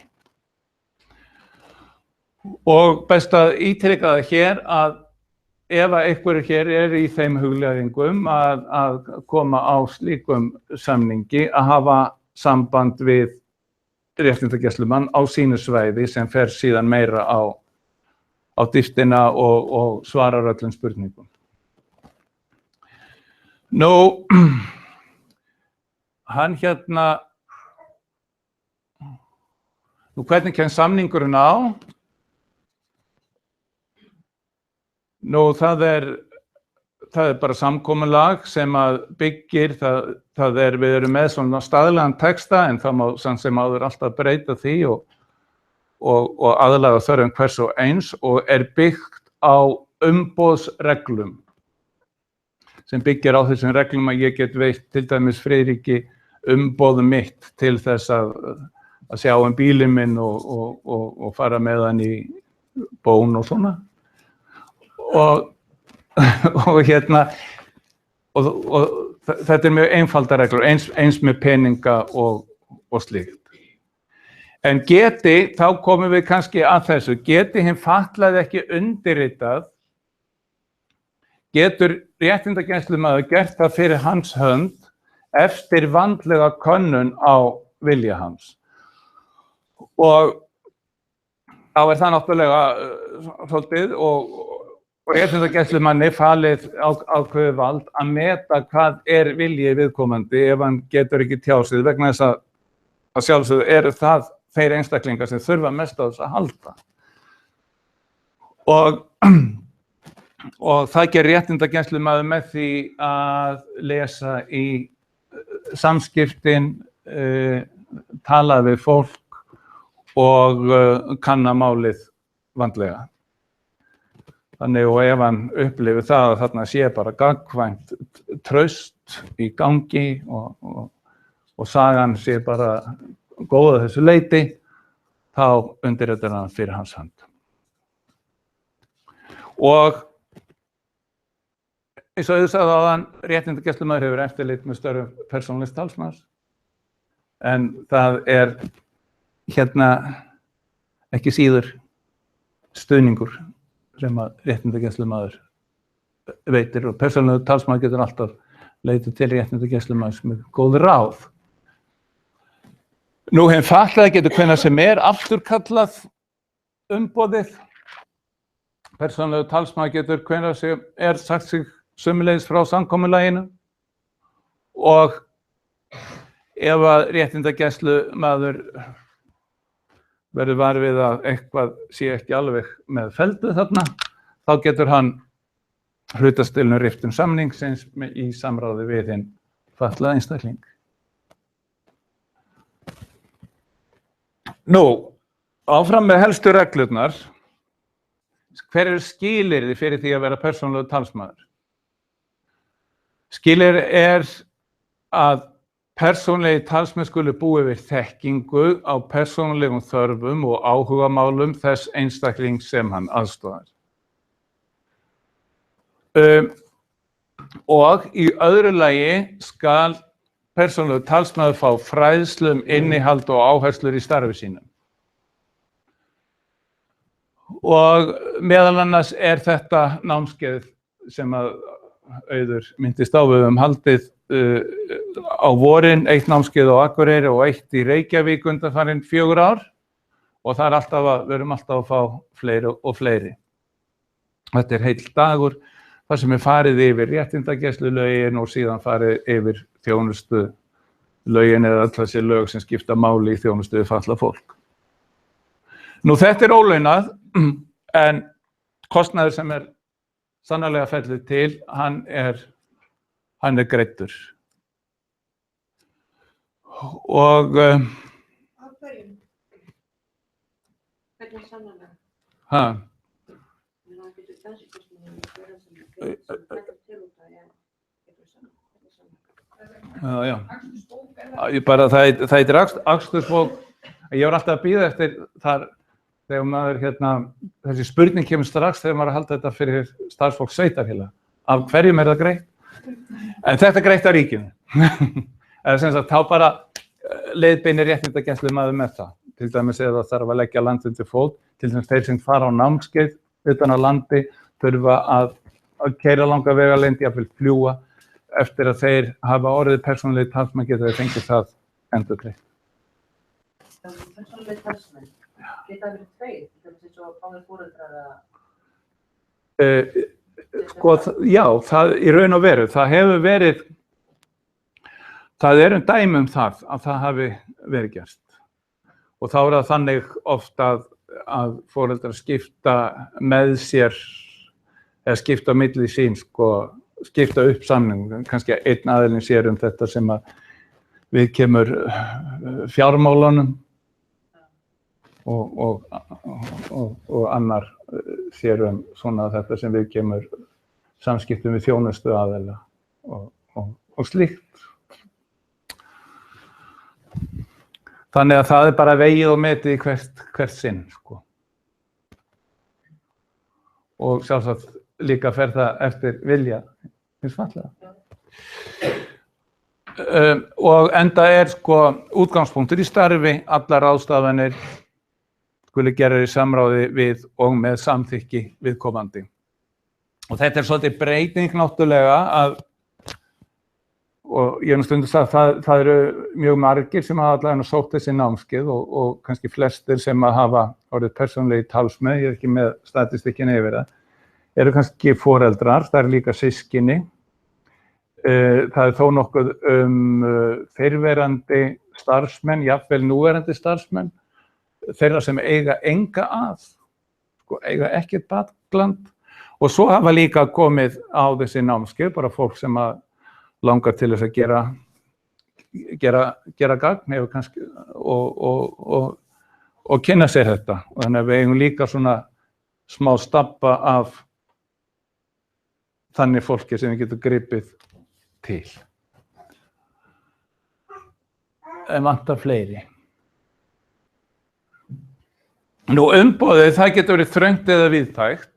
Það bara fer, eins og ég sagði, allt eftir því hvað viðkomandi vill og hendar. Og það eru sérsjónarmið varðandi einstaklinga sem geta ekki veitt umboð sitt varðandi fjármálin. Þá það þannig að þá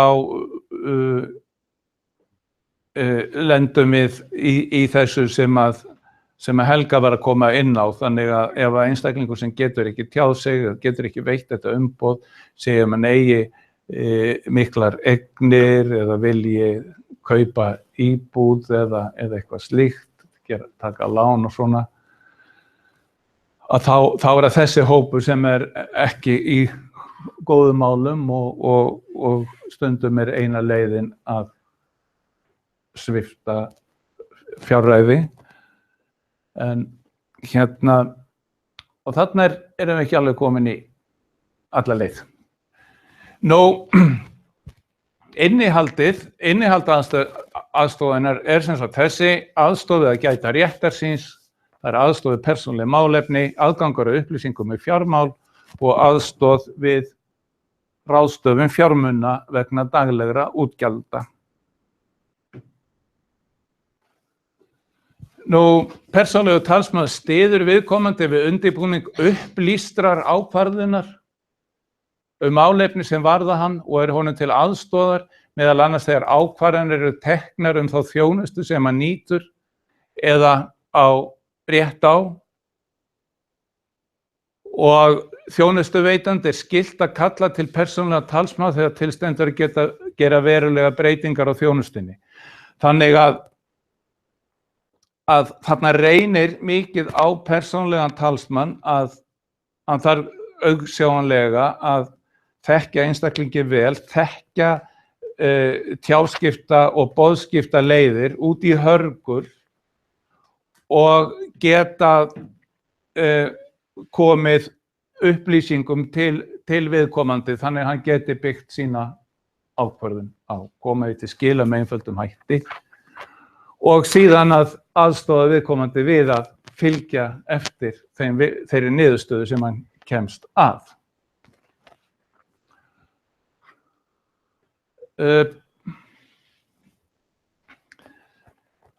Hérna er aðstoð við persónuleg málefni. Það til dæmis kemur hér inn á undirbúning ákvarðana svo sem meðferð heilbrigðisstarfsmanna, val á búsetu, atvinnu, tómstundum og svo framvegis. Og hérna er þetta til dæmis þegar viðkomandi fer þekki það eða þeir sem hafa reynt og það þarf að skrifa undir eitthvað eða maður fer í aðgerð eða eitthvað slíkt, þá getur persónulegur talsmaður komið þar inn. Og auðvitað þarf viðkomandi að geta skoða málin heildrænt og haft tilfinningu fyrir því hver staðan er og hvað þurfa að gera og svoleiðis. Og hann tryggir og berst fyrir því að öllu afli á sjálfsögðu að ákvarðanir svona stórar ákvarðanir, val á búsetu, atvinnu og tómstundum séu á forsendum viðkomandi einstaklings og ekki byggt á öðrum sjónarmiðum.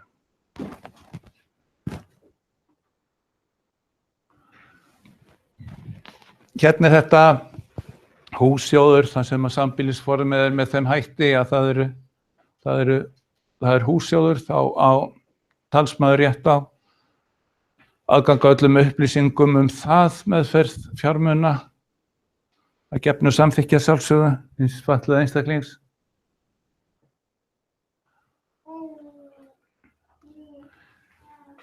Persónulegur talsmaður er heimilt að sjá greiðslu daglegra útgjalda sem ráðstafað er af sérgreindu reikningi fyrir þess háttar útgjöld.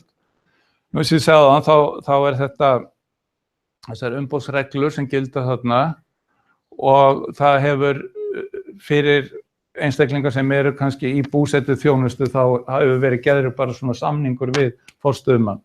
Því að það er kannski ekki mjög margir sem að sækjast eftir því sérstaklega að fá að borga reikninga fyrir aðra. Aðalatriðið er náttúrulega að geta fylgst með og skoða hvort að þetta rennir í peningana sé ekki með eðlilegum hætti.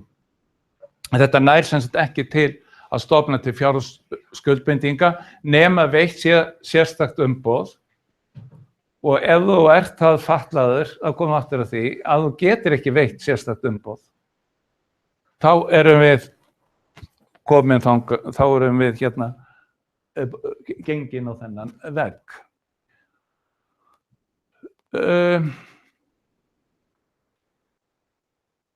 Nú, eftirlit, það er persónulegur, það er hérna réttindagæslumaður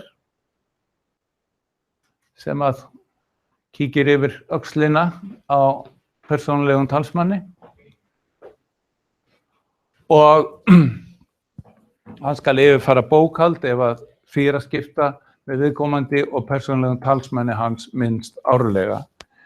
Kannski þau dæmi sem eru hér þar sem að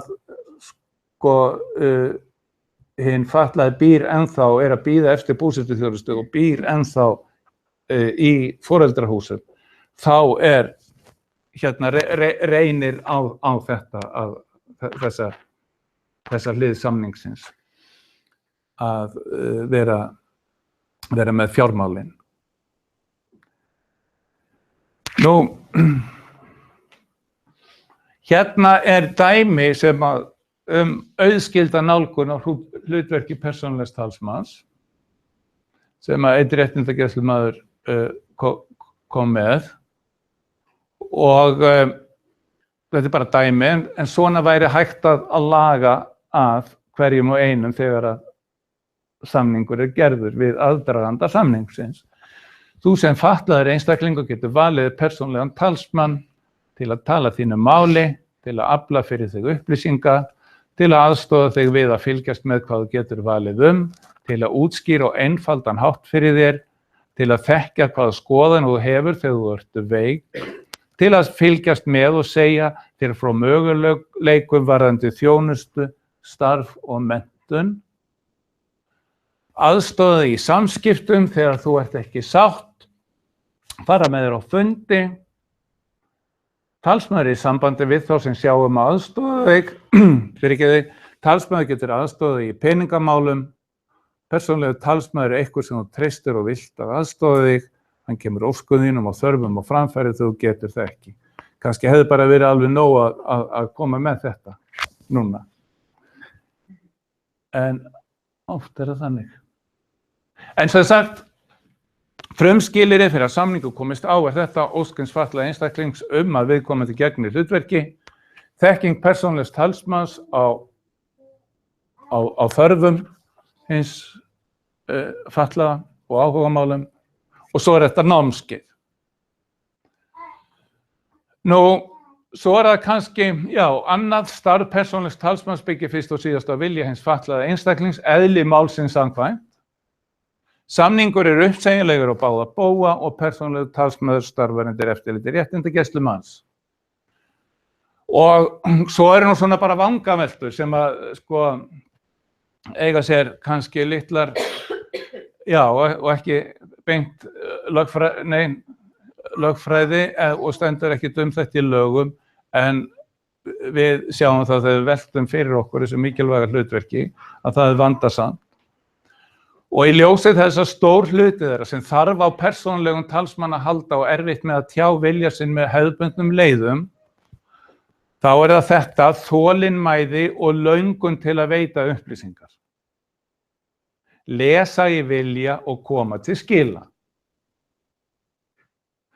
Bera virðingu fyrir tjáskiptaleiðum og þekkja þær vel. Þetta algert lykilatriði. Og kannski sem að sérstaklega foreldurinn reynir svolítið erfitt. Geta til að greina á milli vilja hins fatlaða einstaklings og eigin skoðana á því hvað sé honum fyrir bestu. Það svolítið töff. Já, þá þetta komið. Jæja, við hefum svolítið tíma eftir og kannski bara fyrir ykkur hérna þá. Já. Bara öll að koma hérna, þannig að kveikja ljón, má ekki kveikja ljósið ef það ekki glærur. Slokk út okkur. Já. Það svo gaman Láta mikrofónu ganga á milli eitthvað fyrir þetta. Svakalega pröfur að vera maður. Tækni með að ríða kjast. Ekki eitthvað logg. Svo gamalt, ég kann ekki logg lengur. Þetta alveg frá minni tíð.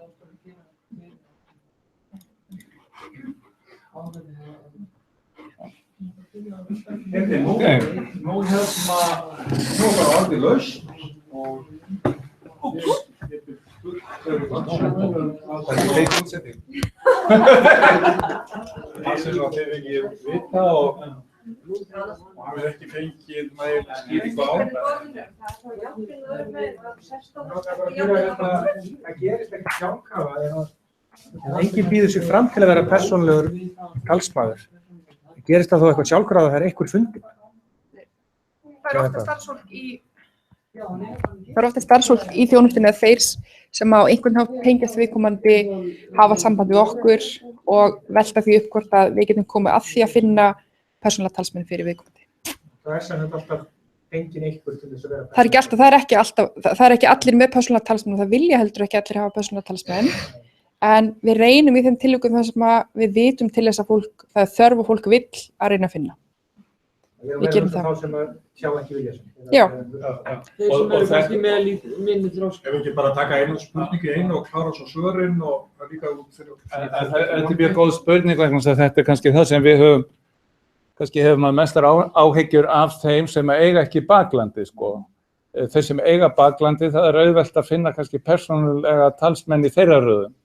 En þá er það kannski eldri einstaklingar, til dæmis einstaklingar sem voru hér á árum áður og Kópavogshæli og svona, og þá erum við alltaf að reyna að safna einhverjum stabba til þess að geta kallað til. En þetta er rétt, þetta er kannski mesta áhyggjuefni í þessu. Við reynum að bregðast ekkert yfir. Það var spurning hér. Fyrirgefðu, þú varst með spurningu? Ég man ekki hvað það var. Já, getur góðum að setna bara, það er hérna spurning hérna. Við ætlum að leyfa fólkinu út á landi líka að heyra í okkur. Annars verður þetta eitthvað svona uppistand og við svörum ykkur sem fólk veit ekki hvað við erum að spyrja. Ein af síðustu glærunum sem voru rétt áðan, þá að vera að tala persónulega talsmenn og bókhald og yfirfara árlega og eitthvað svoleiðis. Er það meðan þau eru ennþá búandi í foreldrahúsum, bara frá 18 ára aldri, eða byrjar það þegar þau flytja heiman, eða hvernig? Það er þegar samningi, það er svolítið, við skulum safna spurningum, þannig að þetta svo ekki hrein, það er því á aftasta bekk önnur spurning, en við söfnum bara spurningu og þá er þið hérna, það er ekki að hrein, þá komum við tilbaka með þetta. Ok, mér langar að byrja á að þakka fyrir bara frábæra fræðslu, en ég er í öldrunargeirunum, þannig að þar erum við ofta að velta fyrir okkur að fatlaðir einstaklingar hætta að vera fatlaðir þegar þeir eru 67 ára. Þá verða þeir aldraðir og þá skilst mér réttindi þeirra eitthvað rýrna eða verða eitthvað lélegri. Og ég bara spája, af hverju er það þannig? Það er fleiri spurningar. Ég var að spá líka. Það fann sko mikrofón til þess að það heyrist. Þannig að það er spurning hér. Ég nefndi vel framhjá. Já, ef það er rígur á milli, sem sagt það eru foreldrar eru aðskildir og aðilinn sem að getur sem sagt það mikið fatlaður að hann getur ekki tjáð sig hvor þeirra eigi að vera talsmaður. Hver tekur þá ákvörðun það? Ég spurði hvernig aftast líka. Svara þessum þremur. Það var fyrsta spurningi var bókhaldið. Já. Að það er náttúrulega þegar er komin á samningur persónulegan talsmann, að þá fer og viðkomandi sér ráðstöfun þarna fjármuna, þá er réttindagæslumaður, þá er það hann sem að yfirfer það árlega samkvæmt þessum lögum. En kjósið til dæmis, allt eftir 18 ára. Og líka ef að fólk til dæmis flytur að heiman og flytur inn í einhvers konar form þar sem að það er forstöðumaður sem að til dæmis tekur það hlutverk að sér að aðstoða varðandi fjármál, að þá bara dettur þá bara er samningnum breytt og það er einhver annar sem tekur yfir þetta hlutverk og annar aðili sem hefur þá eftirlit með. En það er líka, eins og ég sagði áðan, líka hægt að hafa, það er allur gangur því hvernig fólk vill hafa þetta. Sumir vilja hafa og sýni aðgang inn í heimabanka, fá upplýsingar sendar, þú veist, þó sért ekki að sjá greiðslur, þú fá upplýsingar sendar á ákveðnum mánaðarfresti, já. Þannig að það sé hérna, eins og ég segi, það er bara fólk að finna svolítið út hvernig er best að standa að því. Svo spurtum hérna það breytingu sem verður þegar fatlaður einstaklingur í 67, það að hugsa hvað var það á réttindagæslu eða? Já, ég semst að heyra það að fatlaðir einstaklingar eru fatlaðir fram að 67 aldri, þá eru þeir skilgreindir sem aldraðir einstaklingar og þá eins og þeirra réttindi rýrni eða þetta verður þeim í óhag að verða allt í norðin aldraðir en ekki fatlaðir lengur. Sko ég held að lífeyriskerfið er kannski einn partur af þessu, en var þetta þjónustu til dæmis að þeir sem eru fatlaðir og verða 67 ára, þeir eru áfram fatlaðir. En svo varandi, þú veist, ef ég tek bara til dæmis ferðaþjónustu við Reykjavíkurborg, að þeir sem hafa notað ferðaþjónustu fatlaðra verða 67 ára, þeir nýta áfram og greiða fyrir ferðaþjónustu fatlaðra. En réttindagæslumenn líka? Já, við erum ekki með nein aldursmörk hjá okkur. Við erum að þjónusta fólk á öllum aldri. Þannig að það er bara... En þeir sem eru fatlaðir fyrir 67 ára aldur, þeir eru fatlaðir áfram, en ég held að segja ykkur breyting á lífeyrisgreiðslum. Friðrik er alltaf lífeyrisgúrúið. Það er aldurstengda uppbótin sem að hugsanlega fellur út. Ég held að það sé ekki annars. Það fellur út en það er sérstaklega uppbótin til framfærslu sem að hækkar á móti, þannig að þú fórst með krónutölu áður. Það er bara, þú ert ekki að fá sérstaklega aldursuppbót sem sagt lengur. En eftir fær þarna sérst herritölu á móti. En hvað var það réttindagæslu og lögræði, þá hefur það engin áhrif á 67 ára. Svo var ég spurningu það þegar að þið að svara sko. Það var spurningin hér var þegar það væri óeining milli foreldra það hvort þeir ætti að vera persónulegir talsmenn. Vilt þú svara? Ég skal taka þennan. Hverju réttindagæslu líst betur á? Hvort okkar er frekara í kvöld heldur. Sko, við förum alls konar leiðir til þess að fá fram vilja viðkomandi og að kanna hver er það sem hefur umverulega verið kannski þessi aðili í lífi, þú veist, þessa einstaklings fram að 18 ára aldri sem hefur verið í samskipti við skólann, félagsþjónustuna, hvernig hafa þau gengið, þú veist, það er alveg ótal þættir sem hafa áhrif og það er ekkert sem segir að foreldrar þurfa að vera persónulegir talsmenn. Stundum eru foreldrar, þú veist, ekki ákjósanlegir sem persónulegir talsmenn, kannski er það einhver annar sem stendur viðkomandi nærri, það getur verið systkini, einhver frænka, einhver sem er ekki, þú veist, því að það getur líka verið fyrir suma foreldra, getur verið mjög flókið að aðgreina hlutverki að vera faðir yfir því að vera persónuleg talsmaður og það er mjög flókið einhvern veginn að greina þarna á milli. Þannig að þegar báðir foreldrar óska eftir þessu, að það náttúrulega þetta er ekki forræði og þó að fólk hafi, og við bendum ofta það þegar fólk kemur til okkar kannski búið að eiga í forræðisdeilu, þú veist, fyrir 18 ára aldur og það er einhver skipting á því, þú veist, varandi dvalast á annað, þegar viðkomandi er komið með sitt sjálfræði og lögræði 18 ára, að þá er þessu ekki til að dreifa. Og þá verðum við bara að horfa í það hver er vilji og hver er hagsmunir einstaklingsins. Og við vinnum alltaf út frá því, alveg sama hvað mamma hefur gert eða pappi, að þá þurfum við alltaf að taka út frá viðkomandi og við reynum að fara einmitt í það. Hverjir eru það sem að uppfylla hlutverk persónulegs talsmanns? Af því þó að maður sé móðir, þá getur maður átt, eða faðir erfitt með að vera í þessu hlutverki. Og maður kannski kýsa einhver annar sjá um það. Og það er ekkert að því, alls ekki. Ég myndi taka dýpri í árinni og segja að það sé beinlínis ekkert mjög eftirsóknarvert fyrir foreldra að vera persónulegur talsmaður. Ég held að við hér foreldra myndum kjósa að það væri einhver sem að væri svo vel inn í öllum málum og við gætum treyst fyrir þessu öllu saman.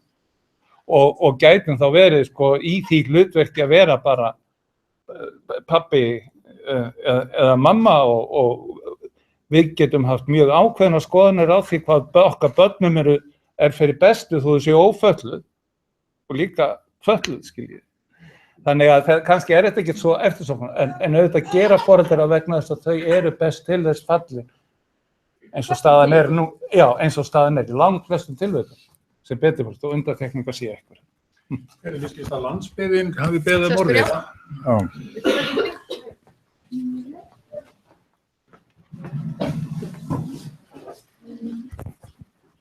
Það er spurning hérna að austan. Er greiddur kostnað við að sækja námskeið fyrir persónulegan talsmann, svona sem ferða- og gistikostnað? Fleiri spurningar?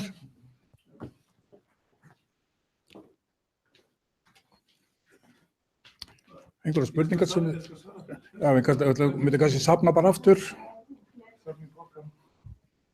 Ef ekki, þá skulum við bara fá svar við þessu og meðan að Halldór svarar þá getið þið rétt hönd og...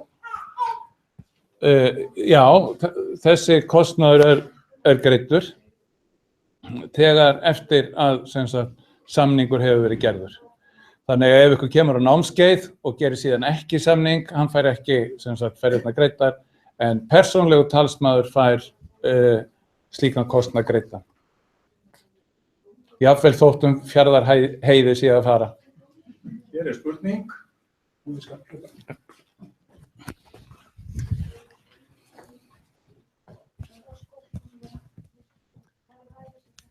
Að því nú er nýbúið að halda þetta námskeið. Er hægt að gerast persónulegu talsmaður og það fer í gildi áður heldur en að þú ferð á námskeiðið eða þarf ég að bíða heilt ár? Fleiri spurningar?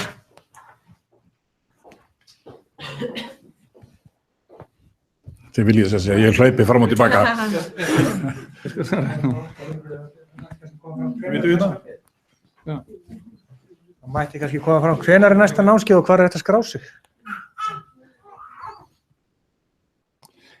Já, það verður nú ágætt bara að láta réttindagæslumann vita þannig að hann geti fengið tilfinningu fyrir þörfinni. Það er kannski þegar komið upp í ákveðin bunka að þá kannski myndum við gera þetta oftar en við höfum gert það. Nú varðandi hina spurninguna sem var, já. Hvort það sé hægt að gerast talsmaður áður? Já, áður, já. Sko það er, þetta er nokkuð skýrt þarna í lögunum að viðkomandi þarf að fara á námskeið fyrir persónulega talsmenn. En stundum geta komið upp þær kringumstæður, til dæmis eins og þegar að einstaklingur er að renna inn í það að verða 18 ára og það þarf að sækja hjá Tryggingastofnun og svo framvegis. Þannig að ástandið er það akút að viðkomandi, við sjáum fram að það að viðkomandi kannski jafnvel þyrfti að fjárhæðissvipta hann til þess að hann gæti sótt eða eitthvað svoleiðis. Þá náttúrulega bregðumst við en við leggjum ríka áherslu á það að viðkomandi komi þá á námskeiðið. Og ég hef stundum sagt það þegar ég vann sem réttindagæslu að þið verður að koma á námskeið annars verið rekið.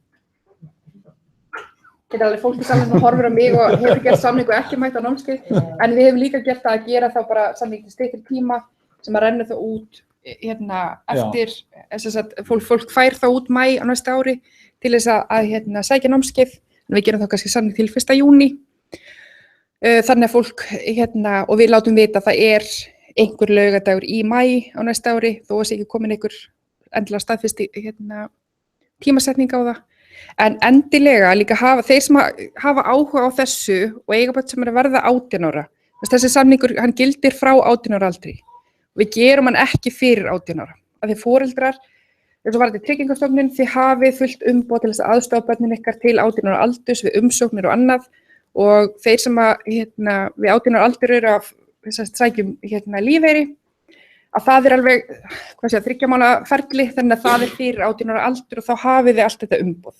En gagnvart Tryggingastofnun, banka og annað, eftir 18 ára aldur er það samningurinn sem gildir. Þannig að endilega þeir sem hafa líka áhuga að gerast persónulegir talsmenn og eru þarna á þessu ári með börnin sína, hafa samband við persónulega talsmenn á sínu svæði og láta setja sér líka á lista með það að þó þið gera ekki samning strax að vera boða á námskeið, þó þau séu 17 og verða 18 næsta vor. Og ef við erum komin eins og Halldór segir einhvern ákveðin fjölda, þá þjarma ég að Halldóri að halda fleiri námskeið til þess að geta klára þá fleiri samninga. Bara þetta. Mér skilst að landsbyggðin hafa aftur látið í sér heyra. Ekkert. Þetta er námskeið sem haldið laugardag, vanlega frá 9 til 4, góð matur í boði í hádeginu og fjölbreytilegast og farið yfir bara í daginn. Það er þess að spurningum, hvenær námskeið var, þú svaraði því, það er svona gott að sé komin einhver fast dagsetning, það er Austurland sem spyr. Og Halldór var spurður að því hvernig þú vissir að Fjarðarheiðinni, sömu spurningu. Og hérna... Já, ég skilaði því að þetta sé alltaf persónuleg spurning til ég geti svarað. Það er alltaf persónuleg spurning, ja. En það er aðalega hvenær námskeið verið haldið og hvort það er haldið í nærumhverfi. Herði, ég held að við, ef það er ekki einhver ein brennandi spurning sem fólk hefur, þá held ég að við segjum að þetta sé þá síðustu spurningunum sem er svarað áður en að við slítum svo þessu því að við höfum það fyrir motto að vera aldrei fram yfir 10.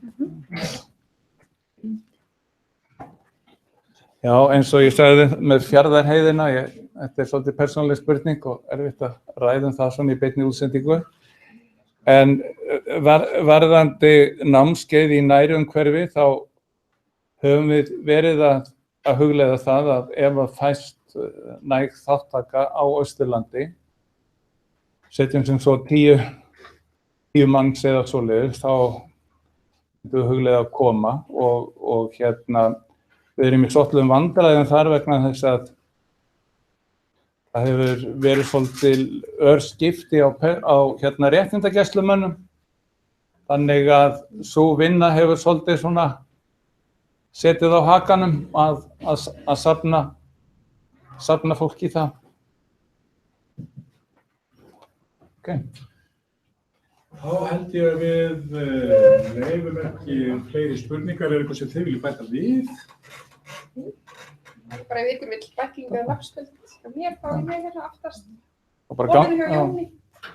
Og gangi ykkur vel og ég vænti þess að sjá ykkur á námskeiði. Þetta eru flott námskeið. Herði, þá held ég að við bara þökkum þau kærlega fyrir, greina góðar upplýsingar og skilmerkileg svör, þannig að ef við ekki að klappa bara fyrir þeim.